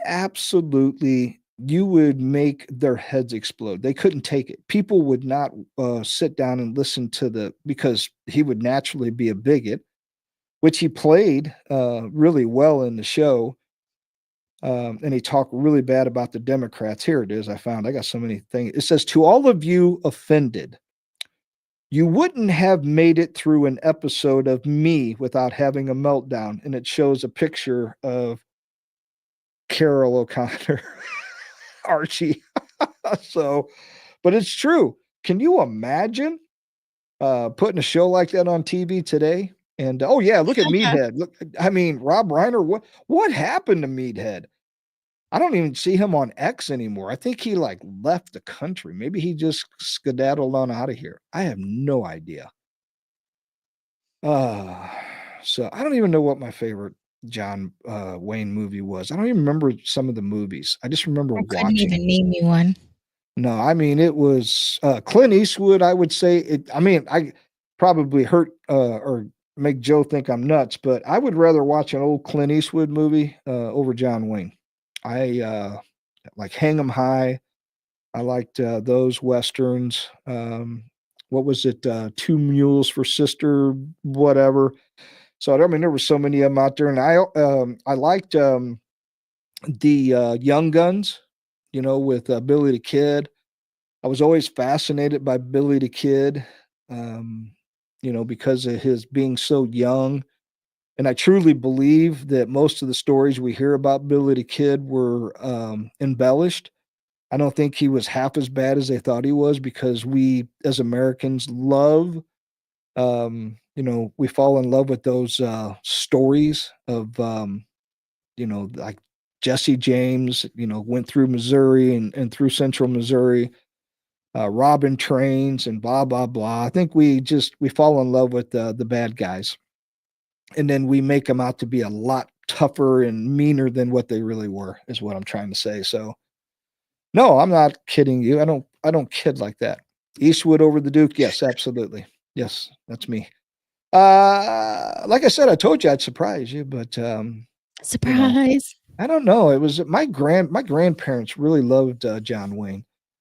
And I mean, I had nothing against him. I think what's the word I would want to use? I connected with Clint Eastwood more, and even Charles Bronson in his movies where he was. Um, I can't even think of the name of that movie now, where he went around getting the bad guy on his own. It was like a vigilante, or somebody will know what that movie was. Those were the kind of movies that just, I don't know, they just attracted me for some reason. If we're lucky, Rob kept his word, and that's what happened. Uh, Age difference there. There's really not that much of an age difference between us, though. I think he's only 8 years older than I am. So maybe, I guess 8 years could be enough. Yeah, probably. I would say those spaghetti westerns Eastwood did were okay, but they got a bit monotonous. Nah, you're just an old fart. Knock it off. Age difference. Yes, there you go. Um, but no, I like Clint Eastwood was, and I like Clint because he was more. He's a conservative dude. Yeah, he's a bad dude. So yeah, almost 9. There you go. So yeah, that would be enough. Dirty Harry was a good one with the 44 mag. That was a really good one. Somebody find me the one with Charles Bronson. What was that series that he did? Man, I wish I could figure that out. I remember the taxi driver. There was Death Wish. Thank you. There was a taxi driver where he was a taxi driver, and you guys would probably remember that one too. Clint lost me with Unforgiven for a good decade. You didn't like Unforgiven. Is that what you were saying? It could be. But anyway, there was a lot of movies back in the day that different types of movies that I watched. I mean, like Saving Private Ryan. There were some pretty cool war movies and stuff. We had a lot of stuff that came out back in the day. And as I said, my music was just as widespread as we talked about on that space one night. I mean, um I love country. I love old country and some of the more modern country, but I don't like the rap stuff per se now. That's invaded country, but I liked Prince. A lot of people didn't know that Prince was a brilliant artist, and you might not have liked maybe his movies or his lifestyle, but the man was a genius when he could play several different instruments. He was a good singer, and I really like some of his songs that you really never got to hear if you go check out some of the stuff that he did. Prince was Carlos Santana, another good one. So again, my music ranges all across all genres. It's just a matter of what time period and all of that. But I have a very wide, uh, I say variety for music, which is pretty good. That was the bad part about Death Wish. One, two, three, four, five, but they were all pretty much the same thing. You knew how they were going to end, for the most part. So, um, but anyway, yeah, he was. Prince was insanely talented, Chris, and a lot of people just didn't know that. Another one I loved, and a lot of people hate it. They thought he was a pervert was Michael Jackson. I thought Michael Jackson was another one that was so talented, and I felt so bad for him. Um, See, I you know, used to be on that train. yeah, And then with all of this coming out, I really feel like he was telling the truth. And he built that to protect these kids to have a childhood that they never had because of what these pigs and these devils did to these children. yeah, And probably to him. yep, yeah, exactly. And again, I could be totally wrong, and it's not my place to say, but I just never felt that that was true. That what they said about him. Yeah, Florida Georgia line, absolutely a good I've one. seen them.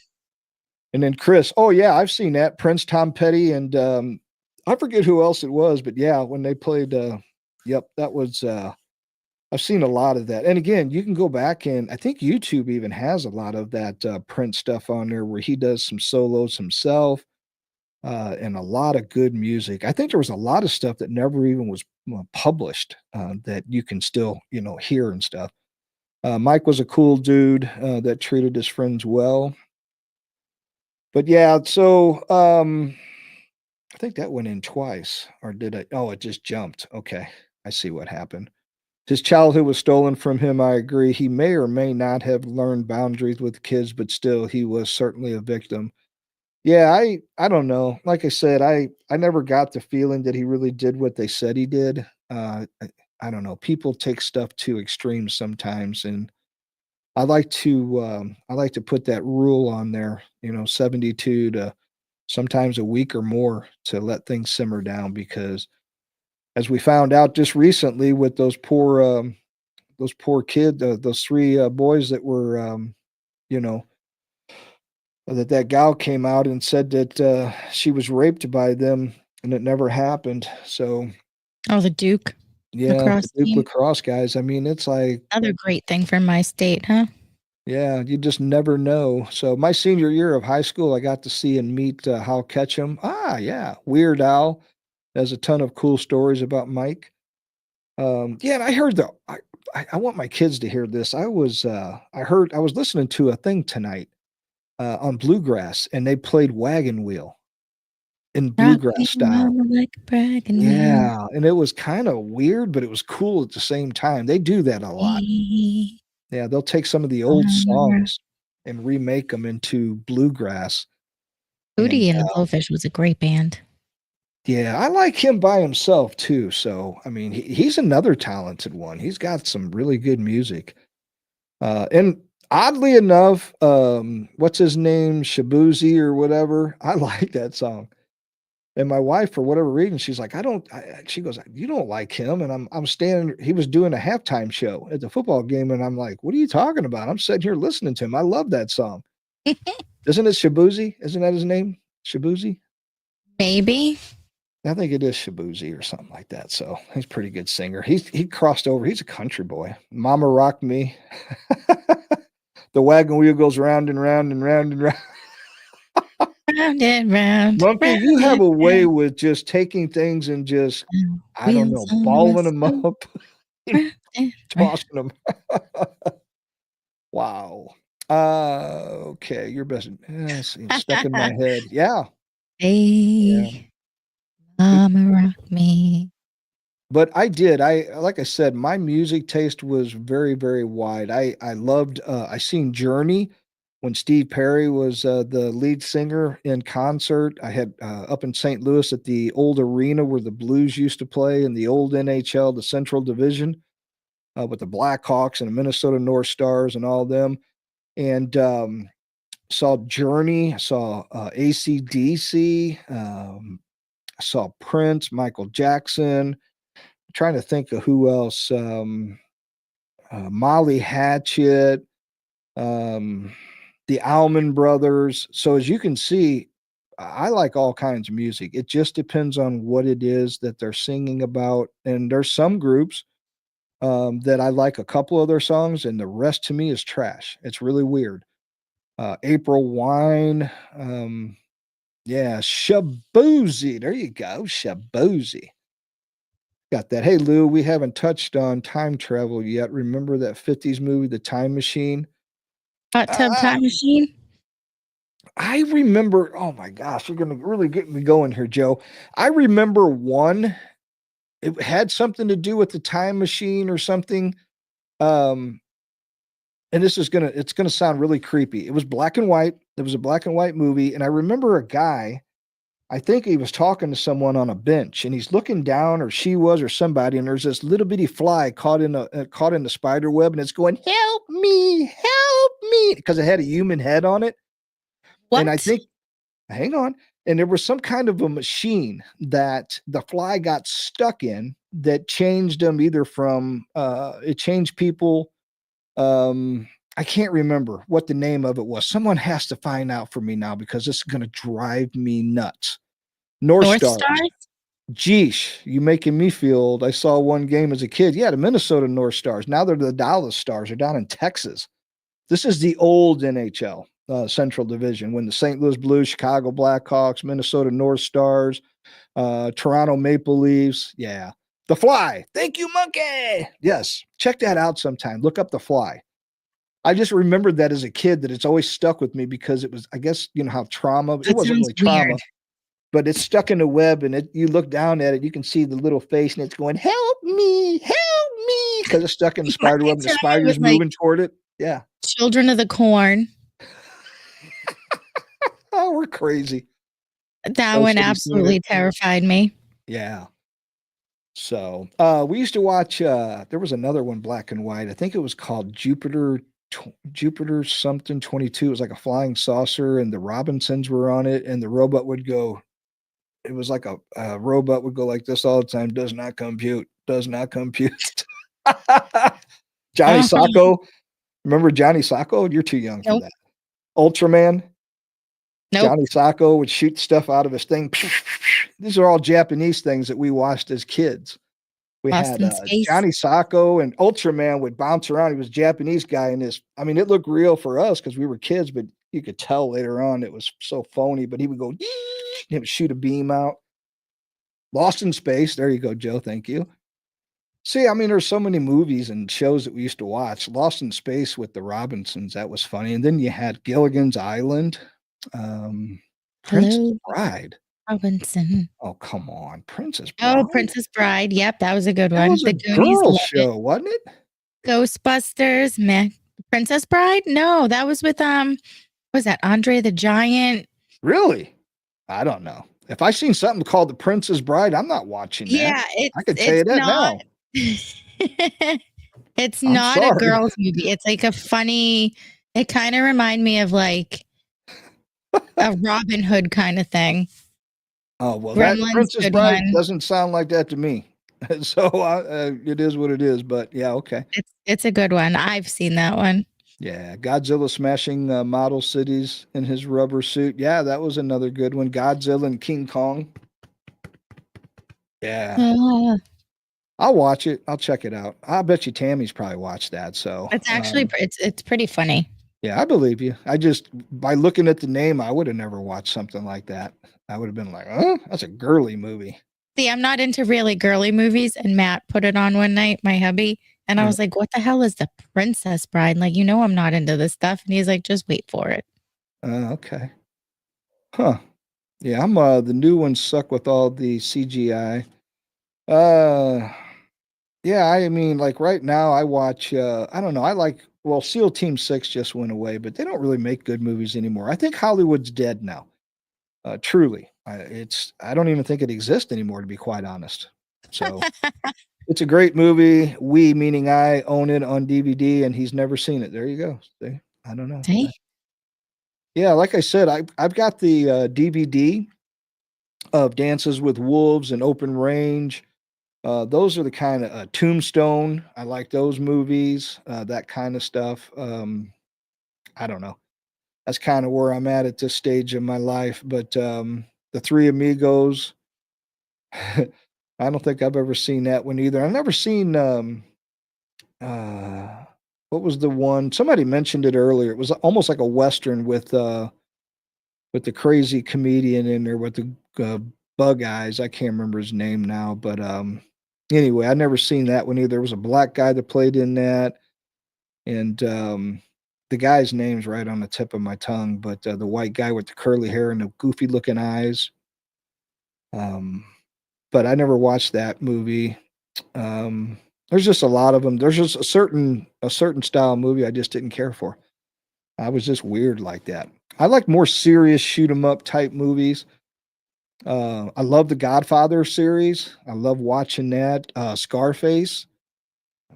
Violent movies with lots of shoot 'em up, bang bang, war movies, stuff like that. Blazing Saddles. Yeah, I never That saw was a that. good one. That's Yeah, a a good lot of one. people said that. I never watched it. But it wasn't my style of movie when I was, in the movies. So now back then I watched like the Rocky series, and then when I go back and look at them now, I'm like, what did I see Adrian. in that? Christmas Vacation, Checklist, Princess Bride, Three Amigos. I've seen Christmas Vacation. I did watch that. Yeah, The Godfather, that one there, Chris, was one of the best movies. But again, if you don't like that kind of stuff, violence or language and stuff, you're not going to get through it. You just, again, it's one of those things. I'll make him watch it. Whoa, okay. You are watching I just got busted. You gonna watch it? Princess Bride, and you're gonna have to let Yeah. us know what you think about it. I'm gonna probably get on here and cry on the next show. Let you made me watch that crap. So The no. next show, you're gonna see my setup because I set the table up Monday Oh, before did everyone you? comes for dinner on Tuesday. Ah, nice, nice. Very nice. I'm getting rid of that one. So, but yeah, so that's my I don't know. One of these days we'll talk more about no Lou, you take a vacation and watch those movies.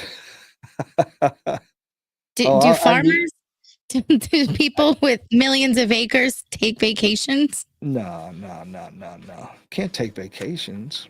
If I do take a vacation, it's going to be in like South Dakota. I love gangster movies. Chris said one of the top genres, and yeah, The Princess Bride is amazing. You're a big teddy bear anyway, so stay out of this conversation. Chris likes Princess gangster Bride. movies and Yeah. horror movies. He's got to make one, like combine them. I'd never be able to watch it though because I can't do scary. Do you know what? I hate to admit this, but it's true. And I've posted this before on X because I went after Stephen King, Ugh. the writer. Okay, so I used to work for a company many, many, many moons ago, and what we did was we went into the grocery stores, and I was one of the guys, depending on what area that I had, that went into the grocery store and changed out the TV guide and all the magazines at the checkout stands at your grocery store or where you would go to get to the magazine and book racks. So I used to do all of that and I would switch those out. And we would get all of those magazines and movies and all of that different stuff. And Stephen King was pretty hot back then, okay? And so I had access to all of these books, and all we had to do was tear the cover off of them. And on the inside of every cover was a UPC code. And if we turned that into the magazine and book company, it was Aramark actually. And we turned that in, then they would get credit for it, and we could take it home and read it. I read every Stephen King book that the man wrote. Okay. And when I get to the end of this, you'll understand what I meant by I hate to admit this. One of the favorite books that I had ever written or had ever read by him was The Stand. If you've never read that book, check it out. They made a movie out of it, but the books are always better. And talking about the movies, it got me thinking that they made a lot of movies from books. And I find like Alex Cross series, the books are better than the shows that they made or the movies, I think. And I think the best Alex Cross was with Morgan Freeman, not the younger guys that are on there now or, have been in the last series that they put out. But anyway, back to Stephen King, The Gunslinger, all of these books were just awesome. And The Stand again was like the number one. But I read all of those books and I thought he was just, I loved his style. I loved the type, just the books that he wrote. And now I see what he's turned into and I wonder why. I was like, what happened to this guy? Because he like went off the deep end when it come to politics and everything. So I don't know. Did I use my Pepsi miles and get a free jet? I don't know. That one went over my head too. What is that? King sucks outside his writing, which shouldn't be in elementary schools. No, it shouldn't be. But I read, I read all of his stuff. John Grisham, Tom Clancy. I loved all of that stuff, and I would just read one book after the other. Just I couldn't put them down. I was always enticed to. I loved reading, so we're trying to get our kids to do the same thing. Switch gears here. In my opinion, the latest version of War of the Worlds doesn't hold a candle to the 1953 version. The technological differences were night and day. Manta-style war machines rocked. I don't know. I think I did see the War of the Worlds once. I remember seeing Jason and the Argonauts. That was pretty cool. It's a documentary. It's hilarious. Oh, okay. I see. But yeah, so anyway, that was the part that I didn't want to admit was that I read all of that Stephen King stuff and he just lost his marbles. And then I used to watch Archie Bunker, and then Meathead lost his marbles. Used to watch Happy Days with the Fonz. Like, whoa, and Henry Winkler lost his marbles when it comes to politics. I don't know what happens to these people. Ron Howard, of all people. And he was in the Andy Griffith Show before he was ever in Happy Days. He was Andy Griffith's son. So, yeah, Hollywood does. I don't know what happened to them people, but Hollywood's dead, in my opinion. They don't make anything worth making anymore or watching. And I think most of the stuff is made. I don't even know where they make it anymore. When the movies do come out. So maybe there still is stuff going on in Hollywood, but it's nowhere near what it used to be because they've kind of killed themselves. So yeah, they're all libtards. There's no doubt about that. So apparently you the common denominator, Lou. Mm. All right, before we go, back to you, Monkey, since you just said that and I told you not to let me forget something. Am I hearing this? Am I hearing this correctly? Have the drones disappeared now since they've come out and said that they were going to shoot them down and they started paying attention to them? Are we hearing anything up in the New Jersey, New York, East Coast area now about the drones? I'm just curious. Excuse me. The funny thing is Carol O'Connor was a left-leaning man politically and didn't even agree with half of what he said as Archie. That is true, but he was also a really good man in person, from all accounts that I had heard, that everyone pretty much loved him. So I don't know. And I loved it. I don't know if it was Summer Nights or something, or he played in a series after that where he was like the chief of police or something. And me. That was a pretty good show too. I liked watching. I just liked Carol O'Connor. I just thought he was a pretty good actor. So, anyway, as far as I know, New Jersey is all quiet. See, yeah, I don't know. I Sketchy listen. poop. Key to the night. Yes, thank you, Chris. Wasn't that down in Georgia, by the way? Supposedly, wasn't that supposed to be like a Georgia town or something? I think it was, or Mississippi. It was something like that. It was somewhere down south. I can hear the plows. Can you scraping? You know the hardest part about plowing. And I think Scraping and hitting all the dang stupid manhole covers. The worst. I think your best friend should know this, but no, when we would have to take the plows off the front and change the blades on them. Oh my gosh. Oh, see, we had a whole garage for that. We would just bring it in and they would do it. Yeah. Well, we had to because we work for the state. We were the ones who operated them and had to take care of them. So we would take them off, and then if you had to weld them, pop them out, because I think we had like 3 sections of them going all the way across, and then we'd have to replace the markers or the markers on each end so you knew where they were at. But man, them rooster tails, we used to get in trouble for those because we'd go flying down in the gang plow down the interstate, and people on the other side would be like, they're shooting stuff over on us, and we'd be like, so. And then they try to pass you because they're behind the gang plow. Yep. And they don't want to be back there and they want to try to pass, and then you watch them wipe out and you're like, why didn't you just stay back there where you belonged? Yep. Yeah. So. I will ride my coattails all the way behind a plow to wherever I need to go. Yeah.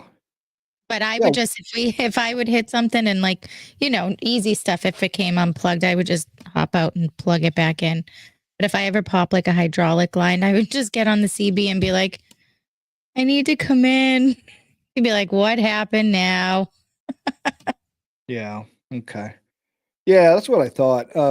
Chris was saying shot some of it in Covington, Georgia, where some of the Dukes of Hazzard were filmed, as well as Stephen King's. And then someone else in here put Georgia, but then Sparta, but someone else put Mississippi. So I thought it was Georgia too. So, but either way, I knew it was South. That was a pretty good thing. And then, man, I wish I could remember, but I was reading something today. Um, oh, I was looking through I got a Hillsdale College book, and there was something that I thought about the other day, and I saw it on social media. It wasn't my own original thought, but I saw it and I thought, you know what, I'm going to go check. And I had this little Hillsdale book that they sent me in the mail, and it's just a little pamphlet, and it's got the Constitution and the Bill of Rights and everything in it. And like one of them's only the original only had like one page when you take out like all the advertisement and the explanation and everything. So when you take the whole Constitution and all of that, you're only talking like a couple pages tops, like five or less pages. And I thought, no way, because you never really think about it. And I went back and I looked at that and I said, how? I couldn't believe it. And I said, so they threw this big old omnibus thing down on the table that's like 1,500 pages long, plus pages, and the Constitution that runs the whole country, which is very similar to the Bible because it's like a living document. It still works today like it did, when they wrote it. And both of those things put together are only so many pages. And it was somebody brought that point up, and I thought that is wicked wild. It really was. It was something that I never thought of. And then as I'm looking through it, I'm looking at all of the people that came from the different states that came to sign the declaration and everything. And I didn't know this, and this is for Chris, that I watch the first 48 hours all the time, the detective show, and they always do one in Georgia, and it's in Gwinnett County. And I think that's like Atlanta. Fulton and Gwinnett got to be close to Atlanta. But anyway, I'm looking through this Hillsdale College thing, and I saw a guy's name in there, and I don't remember the first name, but one of the founders from Georgia or whatever, his last name was Gwinnett. And I'm like, that's where they got the name for the county, was Gwinnett. I don't know. It was just kind of weird that I ran across that and saw that name, and I immediately thought about the county in Georgia there. So, which I guess is no surprise because a lot of our counties, especially up there in we call it the Boston names down here. We got some neighborhoods up in the St. Louis area that are have all the Boston names, like the whole subdivision, all the street names. So, yeah, Button Gwinnett. There you go. But yeah, he signed the Declaration of Independence. Yeah, so that was really wicked to see something like that, and your brain just goes, "Wait a minute, Gwinnett County, duh." But and it's, I guess it's like our military bases and stuff like that. They have different names, and some of our streets and counties and cities are named after people. So that came over from Europe. So it's just pretty interesting stuff. But Lyman Hall, yeah, wonder if there's any relation. I don't know. No idea. Um, it's hard to say. There's so much stuff that we just bypass that we don't even think about on a daily basis. That we see something throughout life and then we somehow run across it and it just sets off a light bulb and you're like, oh, I remember something about that. But I guess that kind of, when you read a lot or you do a lot of research, you run across things that you don't think are valuable to you. And then the next thing you know, they come in handy at some point or something like that. But anyway, man, we're pushing 2 hours and 4 minutes, and we went a little bit longer because, man, we got off of the serious stuff, came up out of the rabbit hole, which is hard to do once you're down in those rabbit holes. So luckily we didn't go that far, and we must have had a ladder because we did come back out. But 17 George says you will find counties all through the original 13 states named after signers of both the Declaration and fought with high achievements in the war.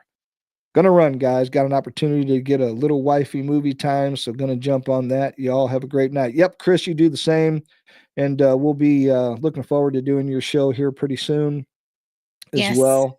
And yeah, January. don't use that don't use that phrase anymore. Oh my gosh, he was hurting my head earlier. He was saying circle back. And I'm like, no, don't do that Jin Saki thing to me. So anyway, I had a little fun with Chris earlier. But yeah, we're getting off here. So go ahead, Gina. I was just laughing. Yeah, Joe's going to go too. He's going to get off of here for the night. Great show. Love the rabbit holes and narrative. Good night, everyone. Yep. Good night, all. And we really appreciate it. And looks like we had a lot of knock that off, Chris. I'm going to come on your show, and that's all I'm going to say. No matter what you say or ask me, I'm going to go circle back. Circle back? Yep. I'm going to, Because and I'm going to wear a red wig. I'm going to put on a red wig and put a little rouge on my cheeks. Yes. And I'm going to circle back all night. Because I ain't no holler back girl. That's right. That's right. But anyway, thank you so much, everybody. Those of you on X, I'm telling you, please get into the live chat. Go down to the bottom and give us a live chat. Get in here and converse with us. We'd love to have you. Got a big crowd out there somewhere, but you're all hiding. So I like gingers. You better watch out, Lou. Oh, my goodness. Oh, my goodness. Now you're scaring me. That's it. I'm not going on his show no more. I'm going to sick Sean on you or Robert. China. Oh, Robert's hilarious. China. All right, guys, gals.